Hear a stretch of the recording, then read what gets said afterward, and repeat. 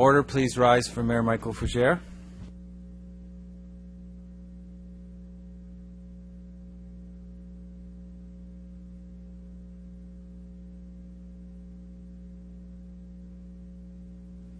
Please be seated. Your Worship, just on a point of order, and I apologize for not asking you this earlier, but in lieu of the activities that happened just over a week ago, 10 days ago in Paris, if we might just ask everyone for a moment of silence, just a recognition of those people that were lost in terror attacks. Thank you, Councilor Murray. That's a great idea. Okay. If I'll give a moment of silence. If we could do that. Yes, we can do it right now.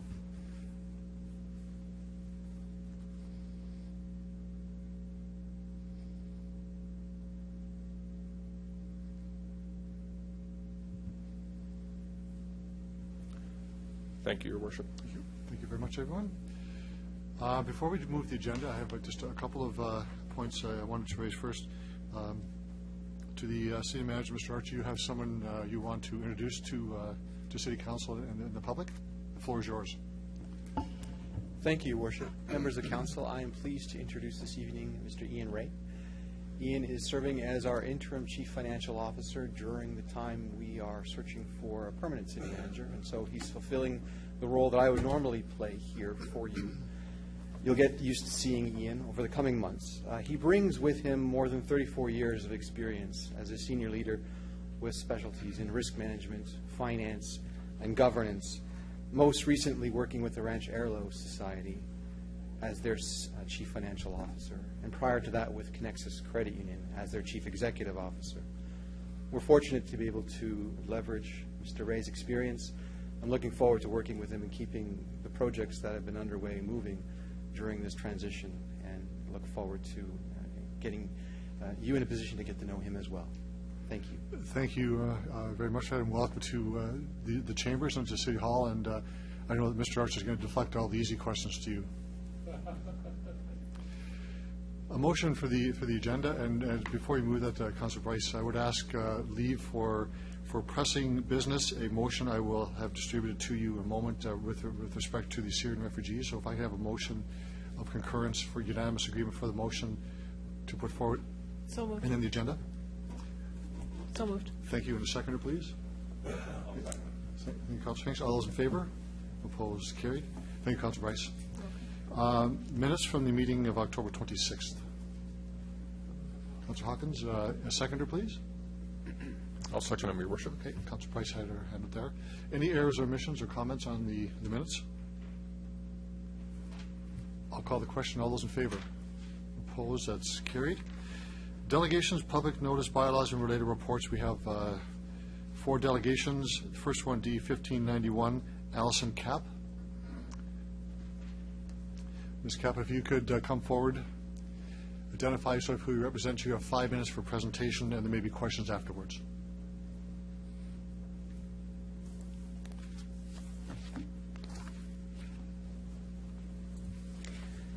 Good evening. My name is Allison Kapp, and I'm here representing myself and my family. I'm here this evening to ask the City Council for their support in voting to approve the recommendations as outlined in the report to the Regina Planning Commission dated November 10th, 2015, in which they recommend allowing an outdoor eating area but limited to the front of the building of 3413 Hill Avenue. I would not like to see any changes to the zoning or bylaws that would allow outdoor eating or drinking areas at the back of a business that is in such close proximity to residential homes. Our house is located directly behind the shops on Hill Avenue. Living at this location has the advantage of conveniences to goods and services, but also the disadvantages are having to deal with large semi-delivery trucks that block the alley, fuel trucks that go down our alley, and local traffic that uses the alley as a street. Having to also contend with a licensed deck or patio at the rear of 3413 Hill Avenue would certainly be an unwelcome addition. When we first heard that a coffee shop was going in the space formerly occupied by a florist shop, we thought it was great. Might be a good place to meet up with a friend for lunch and also very convenient. I'm sure that the 300 or so people that filled out a form in support of this coffee shop were thinking along the same lines. I don't believe that any of the individuals gave it much thought if this business were to include a licensed deck or patio, and how they'd feel if they lived behind this establishment. They might not have been so quick to lend their support of the proposed deck. Also, at the Regina Planning Commission meeting held November 10th, Barry Wilkie mentioned that his customers came from all over the city, so Wascana View, Cathedral, Albert Park, and we wonder why would someone that lived that far away, of course they wouldn't care one way or another if there was a licensed deck in the backyard, because it's not across from their backyard.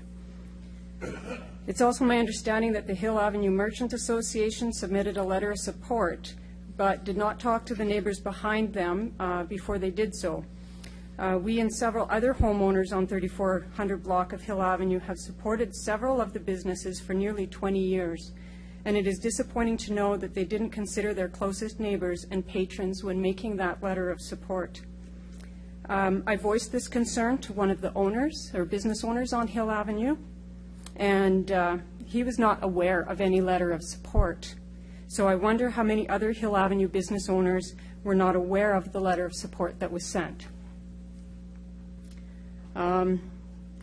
Also at that planning meeting, or the meeting held November 10th, a presentation was given by the business owner and was misleading in my opinion. He brought up the fact that a few other buildings already had decks on the back of the building, but he neglected to mention up front that these decks were private and residential. When questioned by the committee, he finally admitted these were residential and not for commercial business use. We've heard proponents likening this situation to that of the deck behind Leopold's Tavern or Cathedral Village Freehouse, which are both located on Albert Street. There's a huge difference in the proximity of these outdoor eating and licensed drinking areas and the closest residential home in the area. There is an alley and a huge parking lot behind each of these, and I feel it's illogical and unfair to make these comparisons. At the same meeting, Barry Wilkie mentioned that it was a coffee shop and not a bar. He indicated that he was only open to 9 p.m. and not on Sundays. On average, I walk in front of this mall at least 5 times a week since he's opened, and I've seen his hours and days of operation change frequently. As well, he listed the coffee shop for sale on Kijiji Regina as of September 22nd, 2015. Ms. Kapp, you have 1 minute. I just feel if the zoning was altered and bylaws changed to allow a deck or patio on the back of this business, it would decrease the value of our homes. I also feel that it opens the door for other businesses to make several requests. And if Houston Pizza decides it wants a licensed deck in the back, what grounds will the city have to deny them? I respectfully ask you to allow common sense to prevail when casting your vote tonight. Thank you for the opportunity to speak to this issue, and thank you for listening.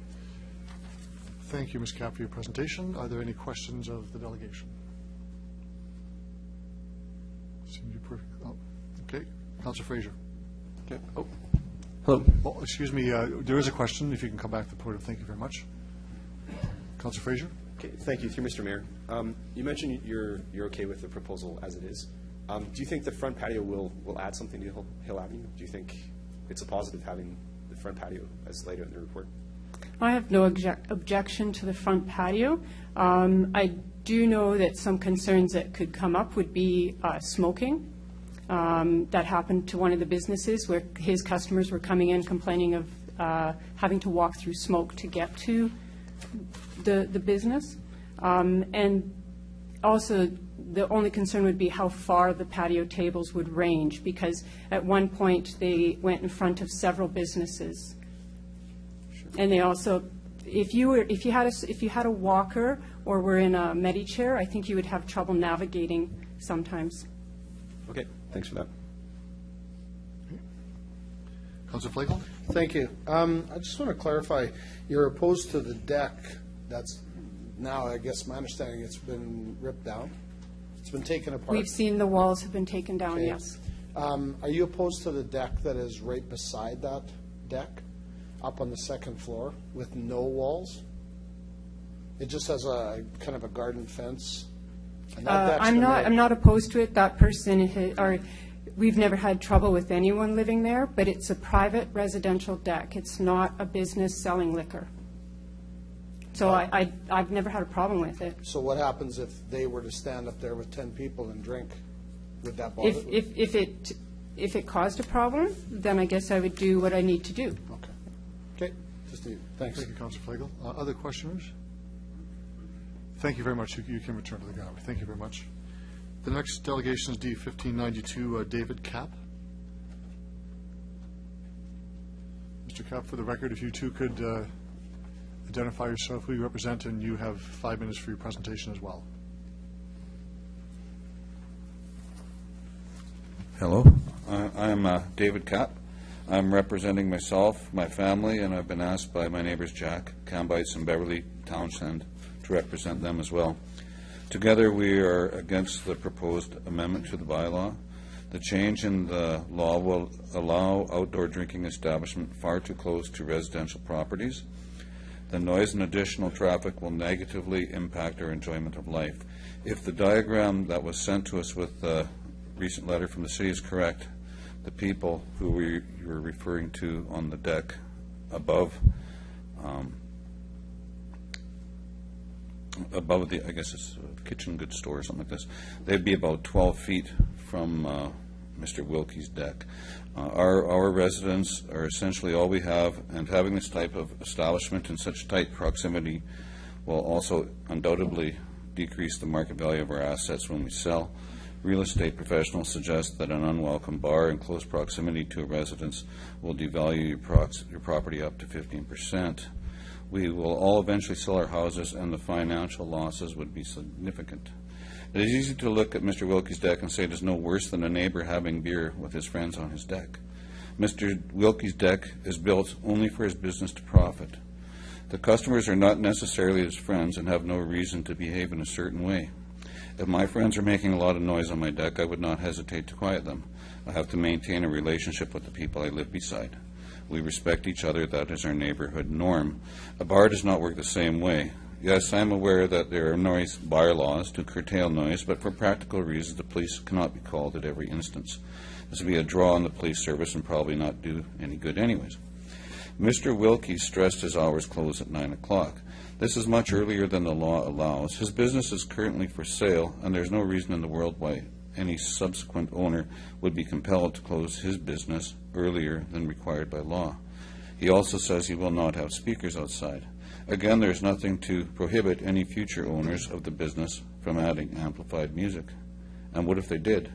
Imagine a loud deck party every night of people you don't know going on 12 feet from your bedroom window and having to go to work the next day. The city's letter to us addressed parking concerns by concluding the mall is legally non-compliant. That is all well and good, but let's face facts. The city's own guidelines say there should be about 4 spaces for this establishment. He only has 2 in the street front. Where will the people park? Regina is a truck town, and people don't really like to walk. They cannot park across Hill Avenue because there's no parking there. They won't be welcome to clutter up the grocery store, the gas station, or the 7-Eleven. If you look at the picture that was with the city's letter, there was no parking available then, and it was only a flower shop.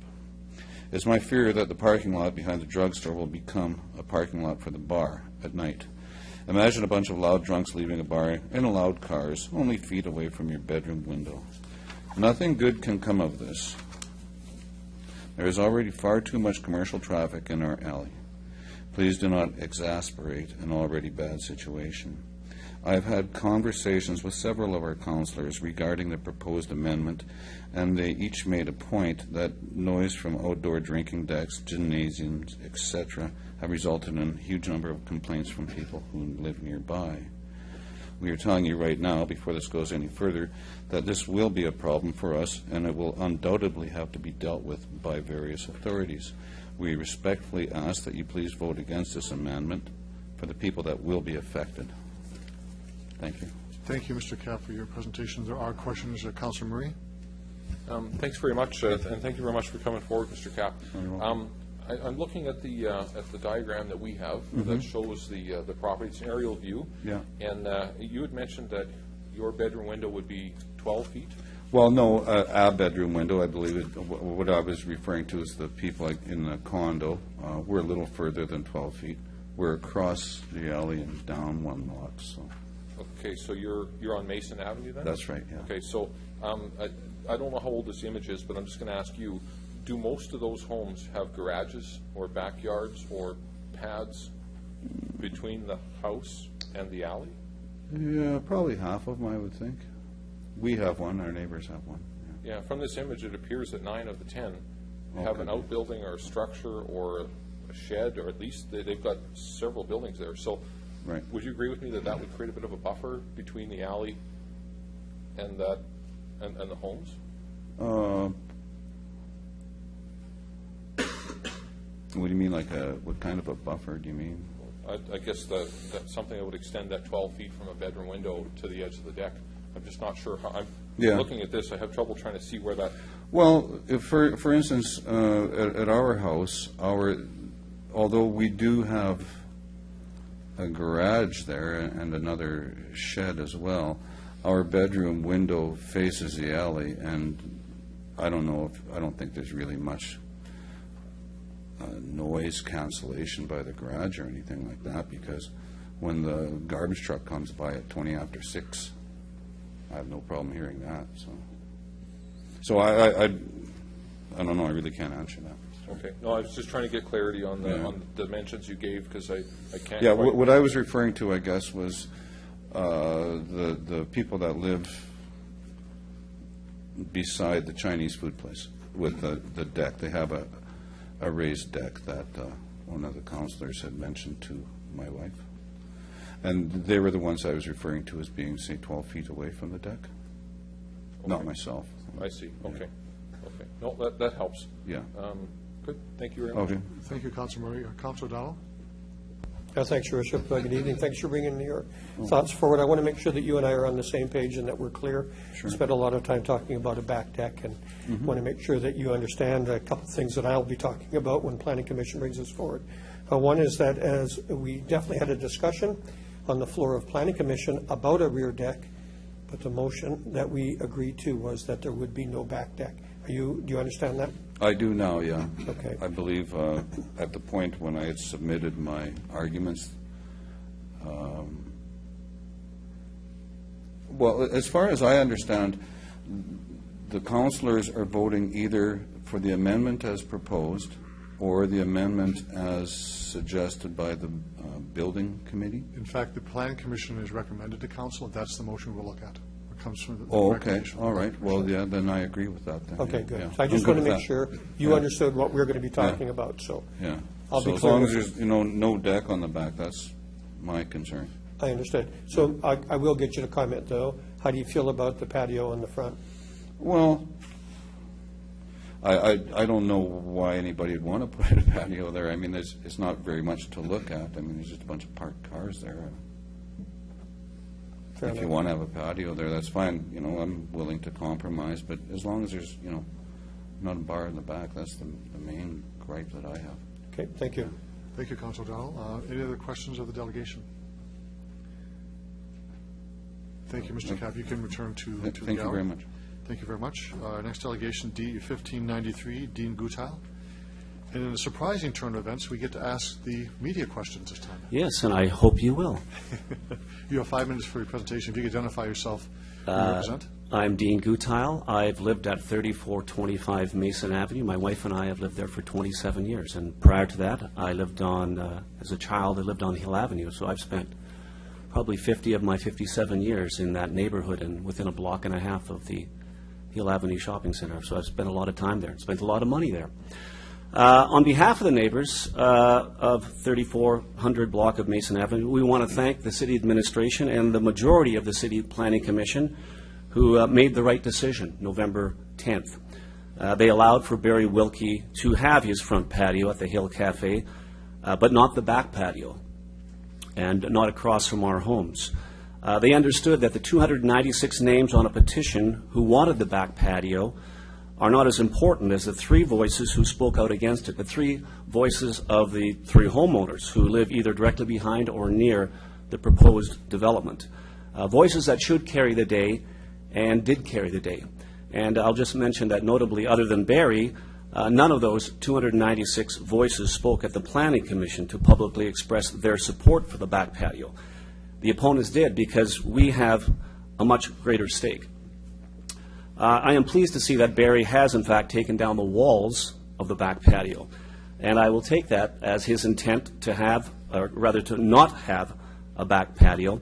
And he actually recently told me to my face, this is face-to-face conversation Barry and I had recently, that he was not pursuing the back patio option. And Barry actually even left me one of those coffee punch cards in my mailbox. As I took it as a truce, and it was a nice gesture, and it was greatly appreciated. Now we see his business is actually for sale on Kijiji, and personally I have no problem if Barry or the next owner wants to establish a small outside patio for a glass of wine or a mug of beer, so long as it's confined to the front. And if a new owner does set up shop, I certainly expect them to be respectful to the neighborhood and to city bylaws. The homeowners on Mason Avenue are not anti-business, but we do expect the merchants of the mall to play by the rules. Thanks again to the majority of the City Planning Commission, and hopefully tonight, City Council, for doing the right thing, approving the recommendation to grant the front patio, not the back patio. And I think, frankly, that's more than a compromise, given the history of this thing. So I ask the mayor if he wants to cross-examine me. Go ahead. You're lucky that will not happen tonight, but there may be questions. Yeah. Questions of the delegation? Councilor O'Donnell? Thanks. No cross-examination, just a welcome. I want to pick up on one point that you said, and I identified this on Planning Commission. So I know the answer to the question, but it's a starting point. Did you speak directly to the proponent of the business who wanted to have a patio in the back? Many times. Yes. Of what value was that? Why did you choose to do that? Well, I just think sort of working in secrecy and in hearsay is not effective. I think just one-on-one conversation, and I mean, I'm in the business of telling the truth. So I just wanted to hear the truth. I wanted him to hear my truth and how I felt about it, and I just thought open communication was the way to go. And I think, I think ultimately it probably worked. You mentioned about the coffee punch card. So there seems to be some notion of the value in that conversation. Would you agree with that statement? For sure I would. Okay. I appreciate that. Thank you. Thank you, Councilor O'Donnell. Other questions? Councilor Fraser? Thank you, through Mr. Mayor. Thanks a lot for your taking part in this, and your attention to the issue. Sure. In your few decades close to the Hill Avenue strip mall there, how's the health of that strip mall been, do you think, or the entire neighborhood over the time you've been there? Has it gone up and down over time? My sense is, I mean, I don't check their books, but my sense is it's always been a very healthy mall. There's been business that come and go. Some stay longer, some stay forever. I mean, I look at the Hill Avenue Shopping Center. It's been there since I was a little kid. Lakeview Fine Foods, which has changed the name, but it's basically the same business. So I would describe it as a very healthy strip mall and a welcome addition to the neighborhood. And I've loved living within a block and a half of it, as I say, for 50 years, and it's always been good. I think this episode has been probably the most contentious issue that I've dealt with in my experience there. So, and I hope it's not repeated. Okay. And one last question. You spoke to it, but in general, the front patio, you think will? You know what? When it first surfaced, my wife and I were quite happy to see it. I know there probably are concerns about traffic through there and perhaps just navigating, as Allison mentioned, get through there. But on a personal level, I welcome a open patio there, for a glass of wine or a glass of beer, and we were always welcome to that. We just weren't welcome to people sort of skirting bylaws and bulldozing their way through and deciding to have a back patio without the proper permits. Okay, thanks for that. Sure. Thank you, Councilor Fraser. Well, you got off easy tonight. Thank you very much. You can return to the gallery, and we'll move on to our last delegation, D15-94. Jack Cambites. I hope I have that right. If not, you can correct me. State your name and who you represent, and you have 5 minutes for your presentation as well. Thank you. My name is Jack Cambites. I'm a member of this group of people, all of which are immediate neighbors with one another, and live across the alley from the place of the erstwhile deck, which has been removed since these events began to transpire and we began discussing matters with them. I am in support of the recommendation that's being made here. I have no problem whatsoever with a front, a couple of tables or a small deck at the front of the operation that's providing a service that and an assistance to a business. What I do object to, and have objected to since this place opened, it simply seemed to grow in a haphazard way.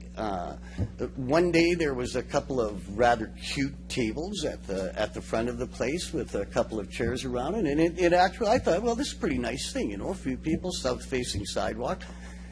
Shortly thereafter, there's a couple of pretty regular plank picnic tables sticking out from the wall, 6 feet, and as Allison mentioned earlier, encroaching beyond his property, or beyond the leased area, I guess, of his restaurant, into the neighboring drugstore's frontage and into the frontage of the business directly to the west.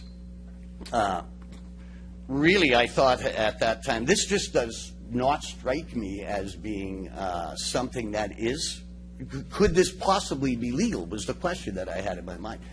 Are there no bylaws that prevent this?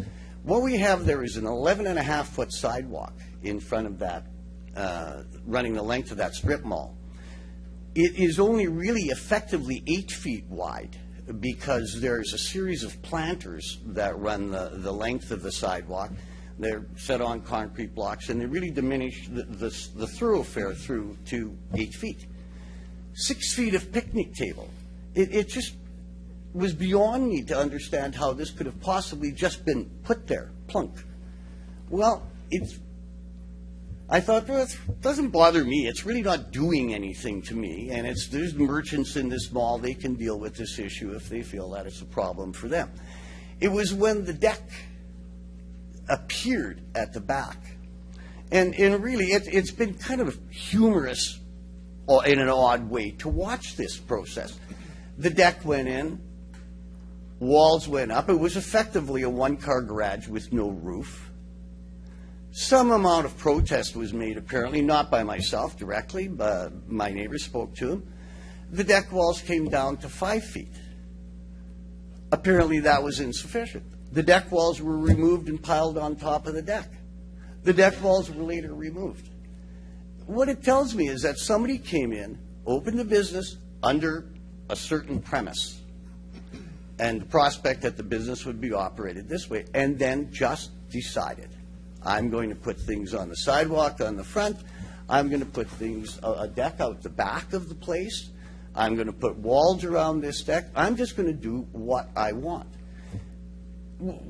I find it upsetting that someone would do that without any reference at all to the law, to the bylaws, to the regulations, to the ones that all the rest of us deal with every day of our lives. We stop at red lights. You know, we do what it takes to keep our culture going and our little city moving along smoothly so we don't step on each other's toes. To reiterate, I do not oppose tables at the front of the place. You have 1 minute left in your presentation. I do object to the deck at the rear. Thank you. Oh, thank you very much. That's great. Thank you for your presentation. Questions of the delegation? Right here. Oh, Councillor Hinks. Well, welcome, Jack, or Mr. Cambites, to council. Thank you. And it's good to see you out here doing your presentation and doing what you believe in. I know 5 minutes is a short time. Do you have anything further that you'd like to say? Well, only that what upset me genuinely was the deck and just skirting the law, just doing what you want. Only to the point that the envelope is stretched to the point that people start have to resist and push back. The laws are there. If you want to operate a business, just like everybody else who's been in the Hill Avenue Shopping Center, operated under the existing laws. If you want a change in regulation, go to the authorities, make your application, receive or not the answer that you're looking for. If you receive a yes to your application, proceed. If not, you just can't do it. But you can't just parachute things into place and hope everybody will just ignore them and allow you to carry on. Thanks for asking, Jerry. Thank you, Mr. Kambeitz, and I will be supporting your ask. Thank you, Councillor Hinks. Other questions of the delegation? Thank you very much. You can return to the gallery, and we'll now look at Report 128. This is the application for discretionary use on Hill Avenue. Councillor Donald. I will read exactly what the request is. An application for discretionary use, a proposed licensed restaurant with outdoor eating and drinking, the location 3414 Hill. If I could have a second, I'll speak to it. Second, please. Councillor Hinks. Thanks very much. I think it's important for folks that may be listening, but also for the clarity of council, to make sure that what it is that we're voting on. I'm going to read in part the amendment, the recommendations that are before you. That Section 7C.2 local commercial zone be amended as follows, and this is in regards to additional regulations for eating and drinking place, and replacing with the following. 1A, at the discretion of City Council, no portion of an eating or drinking establishment shall be located outside of a building, except in compliance with the following review criteria. The outdoor area shall animate the public realm, that is the street edge. The outdoor area shall demonstrate sensitivity to existing residential development and areas zoned for future residential development. And 3, the approval of the discretionary outdoor eating and drinking uses can include conditions that address the following: appropriate scale for the available space, landscaping and screening, compliance with relevant city bylaws and regulations, as well as those of external agencies. The second notion that is before council tonight is specific to the address as noted, and that the development of the interior has to be as it's in front of the planning commission, or in front of planning staff, I'm sorry, and that the following additional conditions apply to the outdoor eating and drinking component of this licensed restaurant. That is, outdoor eating and drinking shall be limited to the sidewalk area at the front of the building and not be allowed on the deck attached to the rear. I think, as you've heard already, that deck has come down. The applicant must obtain an outdoor restaurant permit from the City of Regina on an annual basis, and the applicant must comply with the relevant city bylaws and regulations and obtain all permission that may be required from an external agency. And then I think there's some other things there that are typical. So I think you've heard from the delegations that are here. You understand the issue that was before us was in regards basically to the outdoor deck at the back. Planning Commission is recommending that that not be the case. But you can also see we're recommending that there be some other amendments that apply to this zone. We seek compliance, please. Thank you, Councillor Donald. Other speakers on the report? Pretty straightforward. Councillor Fraser. Thank you, through Mr. Mayor.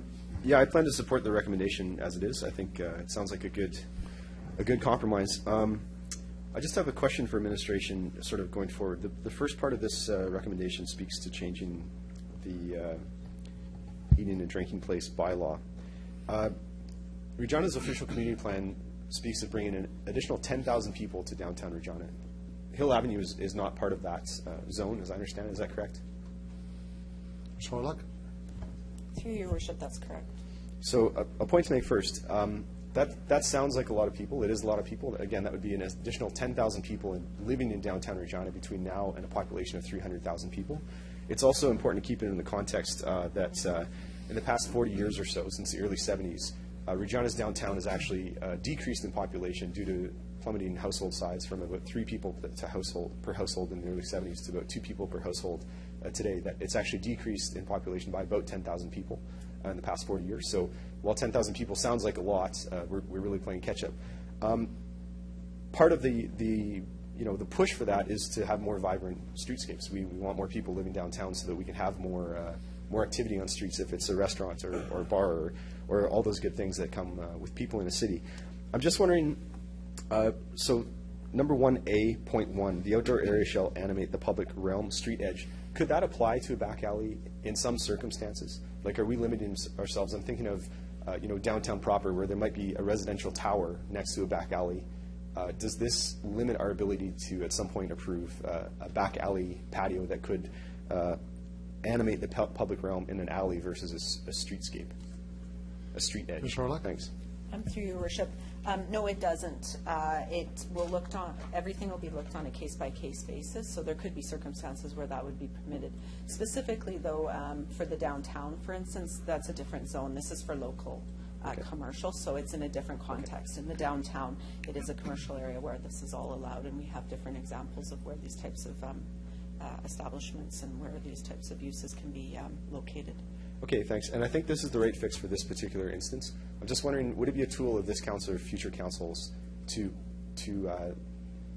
limit an application, something like hours of operation or the noise bylaw? Like, obviously, no one wants a party going at 2 o'clock in the morning when they're trying to sleep. But could we ever approve something that, limited a backyard patio to daytime hours or till mid-evening hours or something like that? Is that within our power? Thanks. Ms. Hurlock? Through your worship, I might have to defer that to the legal counsel, but I might just start that I believe that there is opportunities, but then it's an enforcement issue that we would have to do with respect to that. Mr. Brewer, do you have any comments you want to add to that one? None? Okay. Okay. Thanks, and I look forward to supporting the motion as it is. Thanks. Thank you, Councillor Fraser. Councillor Flegel. Thanks. A few questions which I didn't ask at Planning Commission. One is, if we approve for a front patio, I look at some of the places, do they have to fence it off, gate it off, because now they're selling alcohol, as Copper Kettle, as an example, downtown? Ms. Hurlock? Through your worship, there is regulations with regards to fencing if alcohol is being served out in the public realm. So that has to be done, or I didn't have a chance to drive by there, but I know the area. So, through your worship, there would be requirements with respect to that when they apply for their outdoor license for the patio. In the event of what's transpiring, and this is the first I've heard of it, that he's now trying to sell the business. Does this carry forward to the business itself or the ownership group? Now, if the new people want to come in and do exactly this, has it already been zoned and they can just walk in and buy and sell beer and put a gate up and away they go, or do they have to reapply as a new owner? Ms. Hurlock? Through your worship, no, it's to the property, so if it does change hands, permits are in place. Okay. A few things that I want to just share, and I was probably the only one that supported the original plan, and I didn't feel that having a back deck was a bad thing. We always hear of residents, and no disrespect to any of the residents, we always hear residents, they don't want change, but they want change, but only if it's good for them and only if it's good for the neighborhood. And like right now, there's semis going through the backyard, there's lawnmowers being repaired, there's snow blowers being repaired right around there, so the noise level is not passive. And I know that because I took my snow blower to the guy on the corner, Minute Tune or whatever his name is. So, but I guess what I'm trying to get at is when Mr. Wilkie came forward and presented what he wanted to do, and then right at council he did an about face and said, I don't care if I don't get the deck. Well, as the owner, if he doesn't care, then I guess why should I care? I care only because he put our councillor through a barrage of phone calls for nothing, because now he doesn't want the deck. And then I find out that he's selling the deck, or selling the property, which again, he was sitting here telling us it was flourishing, and it was this, and it was that, and everything was going great, and now he's selling the place. So I feel bad for Councillor Hawkins, because he got dragged through the ringer on this one, and now the owner doesn't care. So I guess I'm back in favor of what's happening tonight. I do want to make sure that everything is done properly with the frontage. I don't know, I'm not always a big fan of front streetscape vending of liquor, only because it's a public, there's kids walking by every day going to the store next door. I'm not even sure I think that's the right thing to do, to sit there.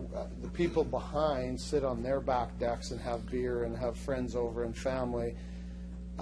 My opinion, I don't know if I want 3 or 4 people standing and sitting on the sidewalk when there's 10 children walking by and they're drinking wine and they're smoking cigarettes. And I mean, that's not a good image either. So I'll go along with this one tonight, but that's my opinion, and I'm just one of those guys that I think if you're going to be able to drink, that's why these bars have decks. They have inside decks like the pump, everything like that. I'm just not a big fan of the outside. It's coffee, it's muffins, great. But if you're serving booze in a public outside place, go to Craven. Thanks. Thank you very much, Councillor. Councillor Burnett. Thank you, Mr. Mayor, and thank you very much for spending your time this evening and coming forward. I just have a question. In our new OCP, we talk a lot about sort of this concept of complete communities. And I guess in my mind, a complete community should have the local neighborhood pub. I grew up with Cheers, so places everybody knows your name. And I do agree with the delegation, though, that our current bylaws are a little too loose. I think that we go into these sometimes with very good intentions, that it'd be nice to be able to just have a glass of wine and somebody else have a coffee or sit outdoors on a beautiful summer evening. But I'm just wondering, as we go forward with our review of bylaws, it kind of leads what Councillor Fraser was saying.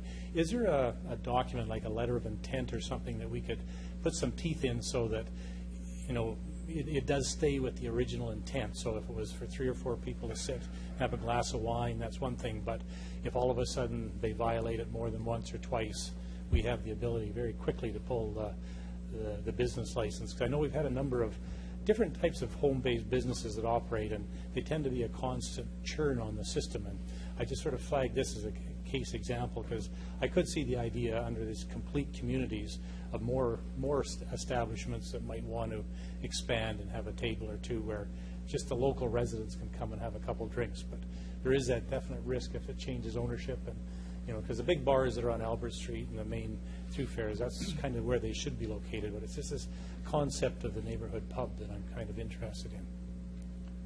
Charlotte, you want to answer that one? Through your worship, we do have the outdoor restaurant policy that does outline some of the criteria that's weighed against when somebody's wanting to establish something within the public realm on city property. We also have, obviously, with the regulations that we're recommending put forward in 1A to do those evaluations. If somebody is going outside of the regulations or the policies or the permit, then it would become an enforcement issue. And we continually look at how policies and the zoning bylaw are working through our annual or through our reviews. I just know sometimes it just seems that we have the same situation with the reoccurring, even with our enforcement. So I just was looking forward when we do our broader review, if we can't tighten up so that we don't have to go through several years of callbacks on the same establishment. So thank you. Thank you, Councillor Burnett. Other speakers on the report? Councillor Down, you want to close debate? Okay, I'll call the question. All those in favor? Opposed? Carried. Move on to our next delegation, D15-95, Chad Novak. Mr. Novak, you're familiar with the proceedings, but I'll repeat them. State your name, who you represent. You have 5 minutes for your presentation, and there may be questions afterwards.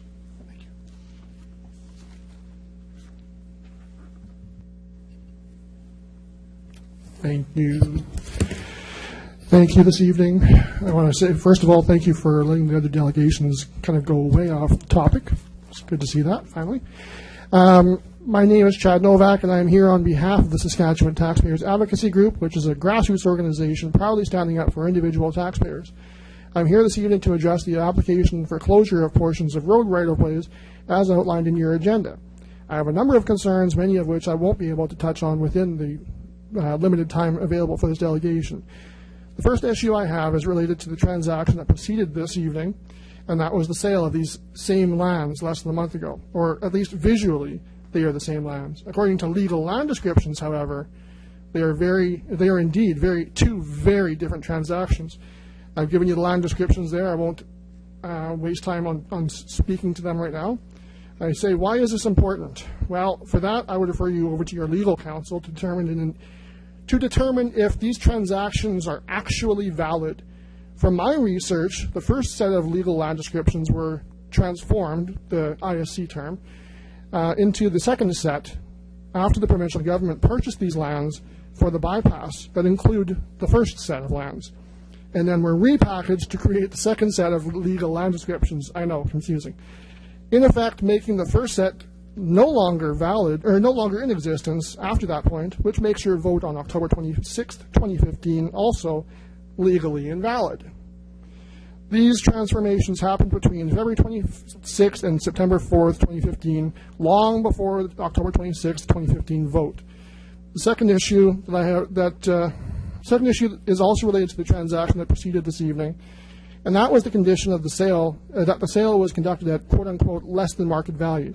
Now, your administration has confirmed that they had committed to this sale based on a verbal agreement that no physical evidence exists of. Now, when approached, the RM of Sherwood and confirmed, and I've given you the evidence in Figure 1, that no such agreement is known to exist. In addition, a motion was made that evening to look into if we should be determining exactly what the true fair market value of these lands are, and your administration assured council that it was what we deemed fair, and a further redetermination was not necessary. My question back to your administration is, well, what is this fair value based on exactly? Personal opinion, a detailed appraisal, the verbal agreement. Interestingly, if this is what administration deemed to be the fair value, then the very concept of selling for less than fair market value is contradicted by that very assertion. Now, I have done some research, and I can tell you that what ISC records show to be the fair market value to be for lands that are adjacent to these very road right-of-ways, since the province of Saskatchewan purchased those parcels of land already, including the very ones that you voted to sell on October 26, 2015. ISC records confirm the values between $65,000 and $115,000 per acre. I will reiterate that you allowed them to purchase this at $12,500 per acre. Finally, this evening, in the report, it mentions a related subdivision application that is being considered concurrently by administration. This brings great concern to me because this would indicate that there are already plans in the works for these very lands, and thus the value is only going to increase further. It would seem only fair then to the great citizens of Regina that we receive the true fair market value for these lands. Contrary to what's been asserted, the fair market value of these lands should actually be considered higher than what a typical sale of a road right-of-way within the city would be. 1 minute in your presentation. Okay. As those typically are pieces of land that have no developmental potential in the future and are only a matter of administrative housekeeping. In closing, I would suggest that, first of all, this sale and closure not go ahead as recommended, as it is legally invalid based on the legal land descriptions and the historical ISC records. I would actually recommend the City of Regina approach the adjacent landowner, Long Lake Investment Inc., and negotiate with them to purchase their lands at what they feel is a fair value, $12,500 per acre, which will then allow the city to develop these lands similar to how they are proposing to develop the town's development just north of Greens on Gardner. Thank you very much for your time, and I will open the floor to any questions you may have. Thank you, Mr. Novak, for your presentation. Are there questions of the delegation?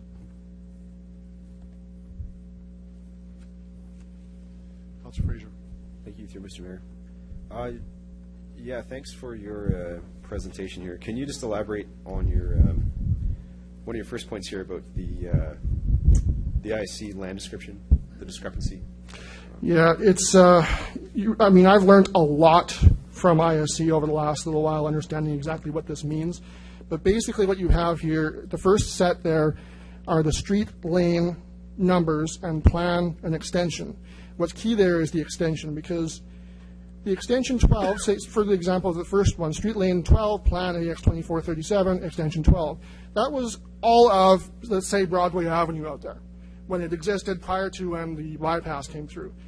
Now, when the bypass came through, they purchased a piece of land in between that one section. So they had to thus re-subdivide that one piece into two pieces, which then becomes extension 13 and extension 14, and so on and so on. Some of them didn't have a side, so it would only have a new extension on one side.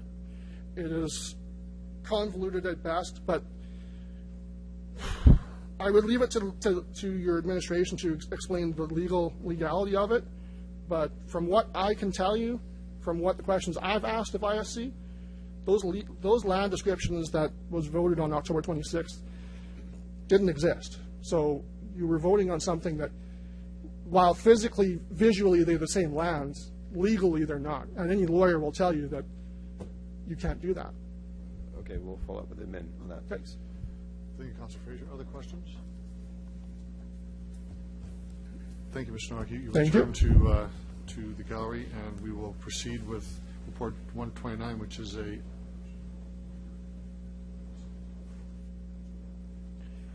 Thanks. So this is an application for road closure, road right-of-ways in the vicinity of Tower Road, southeast sector. May I have a seconder, please?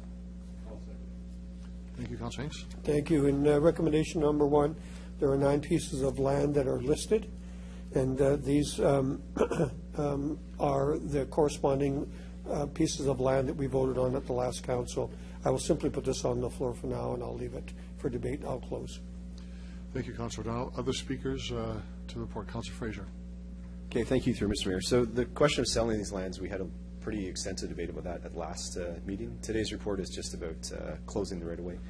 Could someone from administration please comment on Mr. Novak's comments? Are the land description from our conversation at last meeting versus what's before us tonight? Thanks. Ms. Horlock. Through your worship, I might begin and then turn it over to Mr. Searle. The difference is what we were talking about at the last meeting had to do with the lands that we were looking at selling. And it didn't include all of the roads because the roads within the Pacers Park area wouldn't have been identified as the ones that we were selling. This one is different. It is the lands that we are all the lands that need to have roads closed, and it has been confirmed with legal. And the land titles that what we're requesting is the right lands. The map, it was done by a surveyor, so we are confident that we are closing the right roads. I might ask Mr. Searle to add anything if he has anything else to add. Mr. Searle.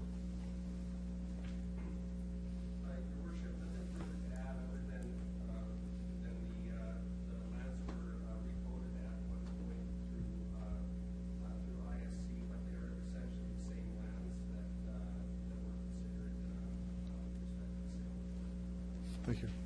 Okay, thank you. Other speakers on the report? Councilor O'Donnell to close debate. You okay? I'm going to call the question on the report. All those in favor? Opposed? That's carried. We move on to our last delegation of the evening. Gary Foley, if you could come forward. You have 5 minutes for your presentation. Could you please identify yourself and who you represent?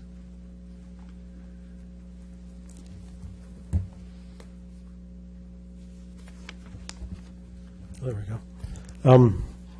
Your Worship and Council, my name is Gary Foley. I'm a principal of PC Urban and the development manager for Choice REIT on the planning, construction, marketing for Eastgate Shopping Center in East Regina.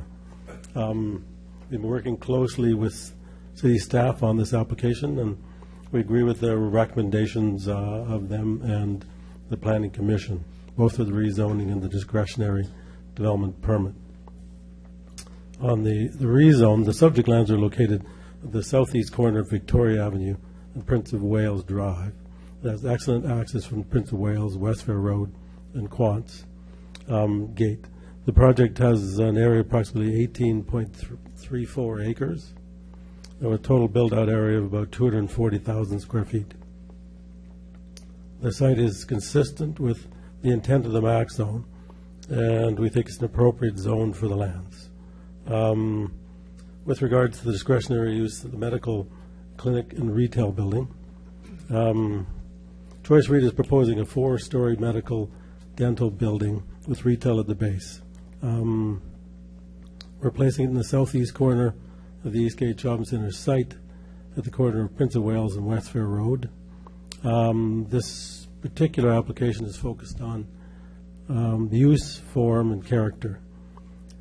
Traffic, parking, and access were comprehensively reviewed and dealt with on the approval of the Eastgate Shopping Center Phase 1, CR 1577 on June 22nd, 2015. In that application, we had a 49,000 square foot medical dental building at this location, and the concept was approved during the shopping center process.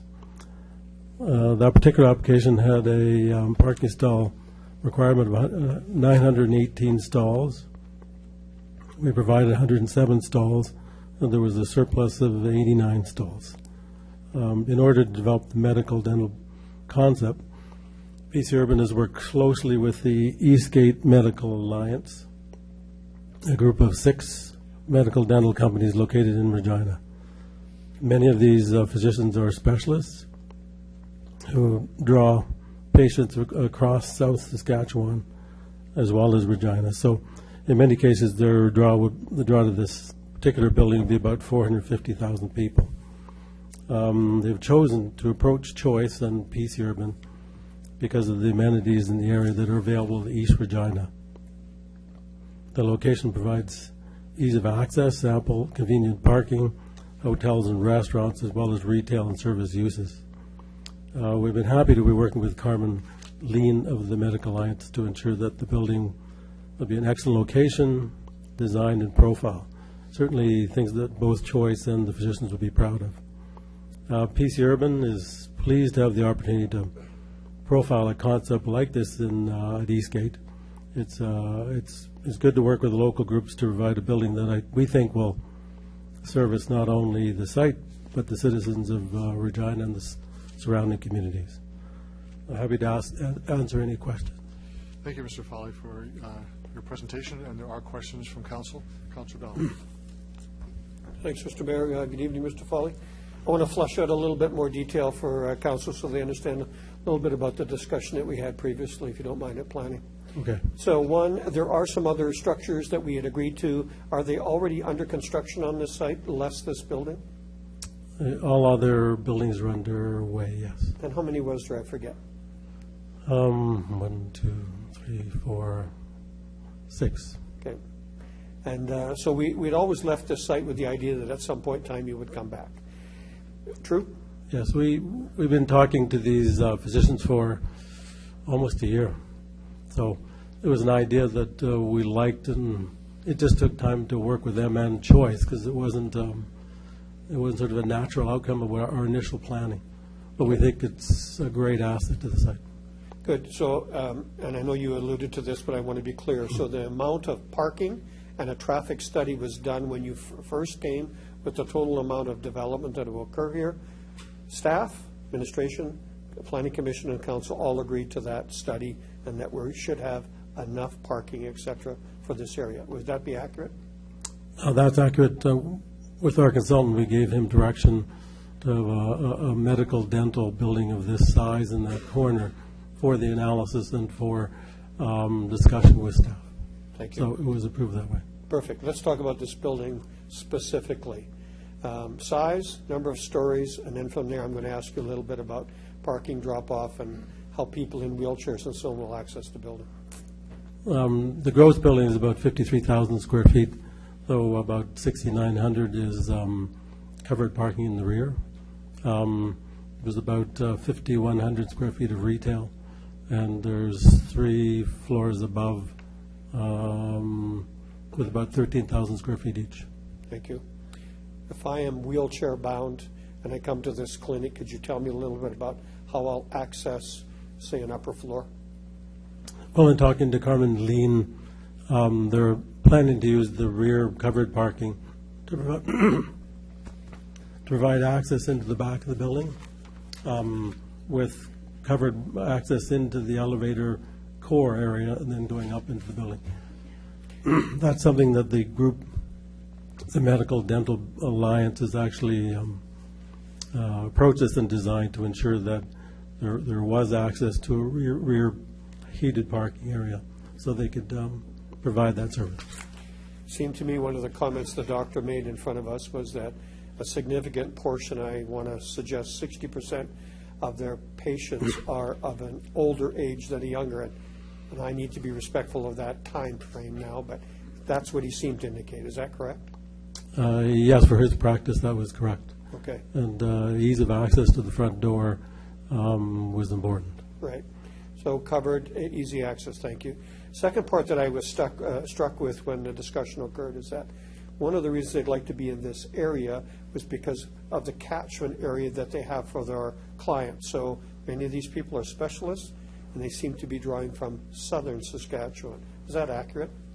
That's correct. It's one of the things that was emphasized when they first approached us is that they liked the site because not only of the access from surrounding communities, but the readily available amenities such as hotels that have recently been built close to the site. Very good. Thanks for that. Thank you, Councillor O'Donnell. Councillor Flagel. Thanks, and welcome back, and Councillor O'Donnell just took a lot of my questions, but, yeah, that's okay. You always do, so we're on the same page, so that's good. There was never talk of underground parking, only at grade covered parking, right? Correct. We had cautioned them about the cost of going underground. Yeah. I know you're not the doctor, but correct me, when we talked about this at planning, this is going to be some procedures. It's not going to take over all of their procedures that they would have to still go to the hospital for 50 or 60% of the procedures. But is that correct in what this clinic is going to be all about? That's correct. Yeah, they will still be doing rounds in the hospital, yes. Yeah, which is, the 6 or the 4 cardiologists, I think, and 2 dentists, is that not? Dentists, radiologists, and radiologists too, yes, of course. The accessibility is good. The drive-through sounding like drive-through drop-off. Is that something that's getting to be more common for you guys in your builds when you're building these types of facilities? Well, originally I'm from Winnipeg, but presently practicing out of BC. Right. In BC, we're not as worried about it. Right, true. But here, it's especially with the long winter and ice, it's just a good practical idea. Right. I noticed that you've done some nice design work on the landscaping and everything and the streetscape. Make mention of the glass on the one side, what you actually did for the patient's security. Well, first of all, in placing the building on the southwest corner, the prominent face is facing north as you turn off of Victoria down. So we did do a special corner feature. However, part of the glass is not see-through. It's spandrel panels, so in exam rooms and all that, the height of the glazing will be carefully set so to provide privacy as well. Right.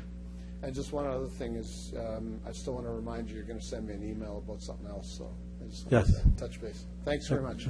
That was a question? Yeah. You said yes. I guess so. Councillor Young. Thank you, Mr. Fowley. I think all of the important questions have been asked, but one thing that you haven't talked about this evening is the retail on the main floor. Would you talk a little bit about the kind of retail that you're thinking about happening on the main floor of that building? With regards to developing shopping centers, which we've done a lot of, when we actually try to mix shopping centers, we spend a lot of time on where people go and how the uses are that are going to be there. We find with the medical building, we'll approach it in conjunction with the Medical Alliance, because there's a number of retailers that won't want to be in the base of the medical building. So you're looking at people that are associated with the medical community. Might be wheelchairs, things like that. But also, we hope to get something like a coffee shop or food so people that are at the building can get convenient food. But our focus will be going into the community and seeing if we could bring in medical, dental type support retailers. Thank you. Thank you, Councillor Young. Councillor Burnett. Thank you, Mr. Mayor. No, I certainly like the concept. Just a quick question. I know that area quite well, and it's a very busy area right now, and you mentioned there's 6 other kind of buildings being built. I guess it's just more related to a traffic flow question. But when all these other 6 buildings, are they all designed to be retail as well? Like, I'm just wondering if the traffic studies take into consideration sort of a Saturday afternoon when Superstore and these all are functioning at full capacity. Will there be any issues, or are you quite comfortable that there's good access in and out? of that property?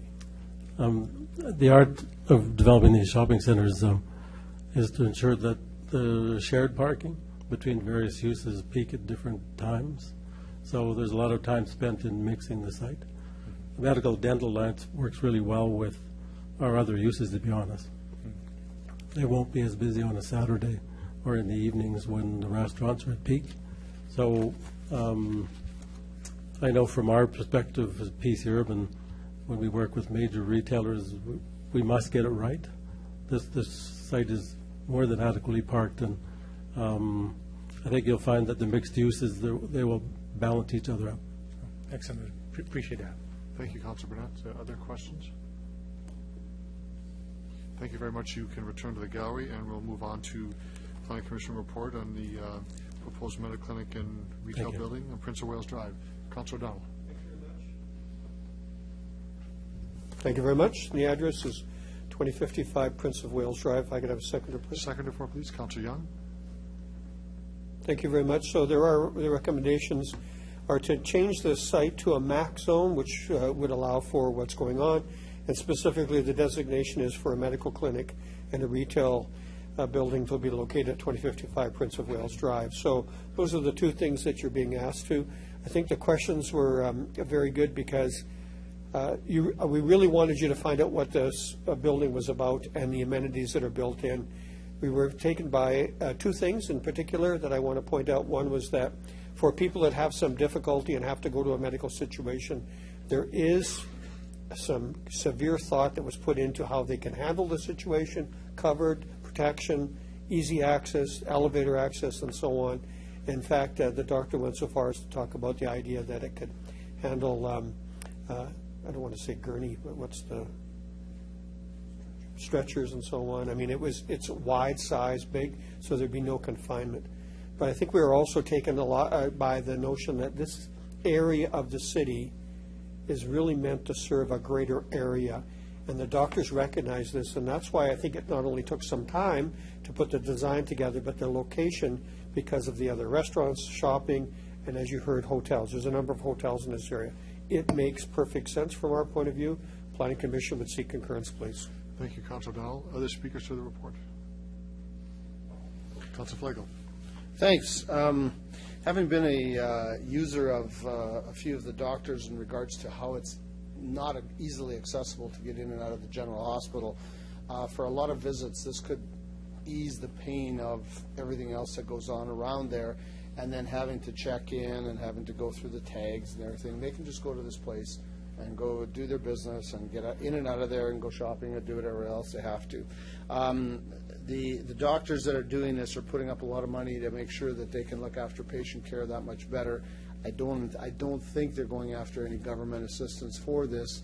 Maybe they are. I don't know. It's between them and the government. But from a city point of view, I think this is a really good thing. We talked about at some point maybe doing this in the north end, and they kind of chuckled, but they said 40% of the other people actually need that service in the north end. So I'll be after Mr. Foley to take a look at that with his project management team.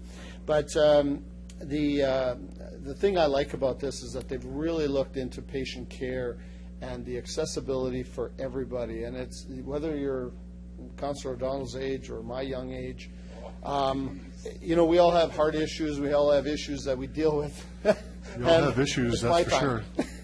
And it's just something that we all have to look at. I mean, if you look at the obituaries, you see people that are of all ages, and it has no age bearing. And accessibility is a huge importance to all ages.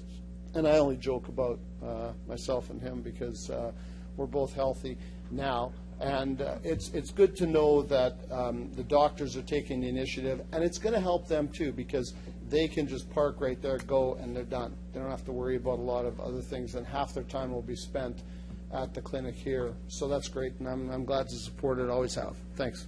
Thank you, Councilor Flagel. Councilor Young. Thank you, Your Worship. Well, I had an opportunity to look at the plans for this building before it even came to Planning Commission, and then, of course, we were able to ask a lot of questions at Planning Commission. And it's absolutely one of the best buildings for its use that I have seen. And I think I'll just draw the attention to one thing, that it's on the edge of town, and 60% of the people that will be frequenting the building come from out of town. So it's a perfect place for people who are in town for the day, and with all of the amenities that are there, as well as the building itself. So I will certainly be supporting this. Thank you, Councillor Young. Other speakers? Councillor Dow, do you want to close debate? I'll call the question. All those in favor? Opposed? Carried. Next report is 131. This is a application for closure of a laneway in Wascana View.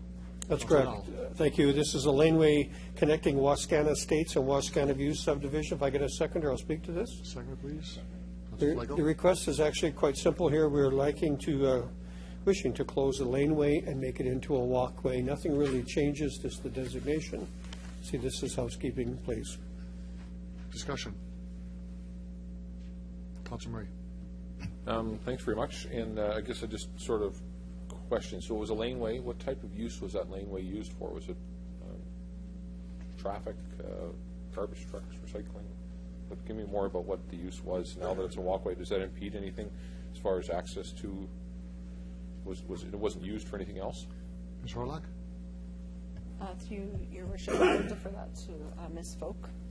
Ms. Folk.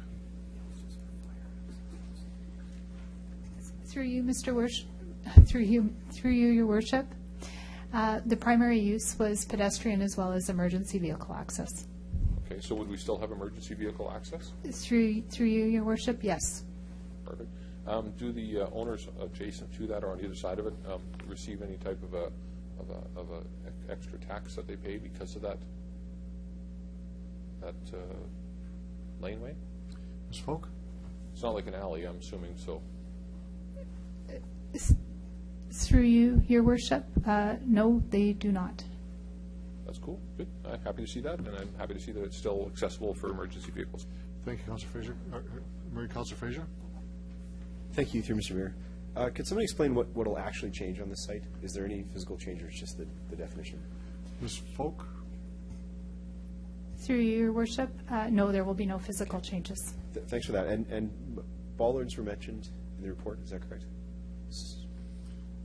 Ms. Folk? Through you, your worship, that's correct. So if an emergency vehicle, I mean, if something were to happen here that we can't expect, there's a fire and a main road is blocked or something like that, a fire truck just runs over the bollards, is that the idea, or how does it actually happen? Ms. Folk? Through you, your worship, they are easily removable, and fire services has access to do that. I imagine there's a padlock or something? Okay, great. Thanks a lot. Thank you, Councillor Fraser. Other speakers on the report? Call the question. All those in favor? Opposed? Carried. We have bylaws. Councillor Donald. Public notice bylaws. I move, seconded by Councillor Hawkins, that bylaws numbers 2015-78, 79, 80, and 81 be introduced and read a first time. Mr. Clerk. Thank you, Your Worship. Council has now considered a number of reports with associated bylaws, which will now be considered. 215-78, respecting the proposed closure of a laneway connecting Wascana Estates. 215-79, respecting proposed rezoning to accommodate a mid-rise office and retail building at 2055 Prince of Wales Drive. 215-80, respecting a proposed amendment to enable consideration of outdoor eating and drinking areas for restaurants in the local commercial zone. And 215-81 to provide for the closure and sale or portions of road right-of-ways in the vicinity of Tower Road. If there is anyone in the public gallery who wishes to address council on any of these bylaws, I would ask that you indicate your intent and await direction from the mayor. There appears to be interest, Your Worship. Okay, if we could have either one of the two individuals.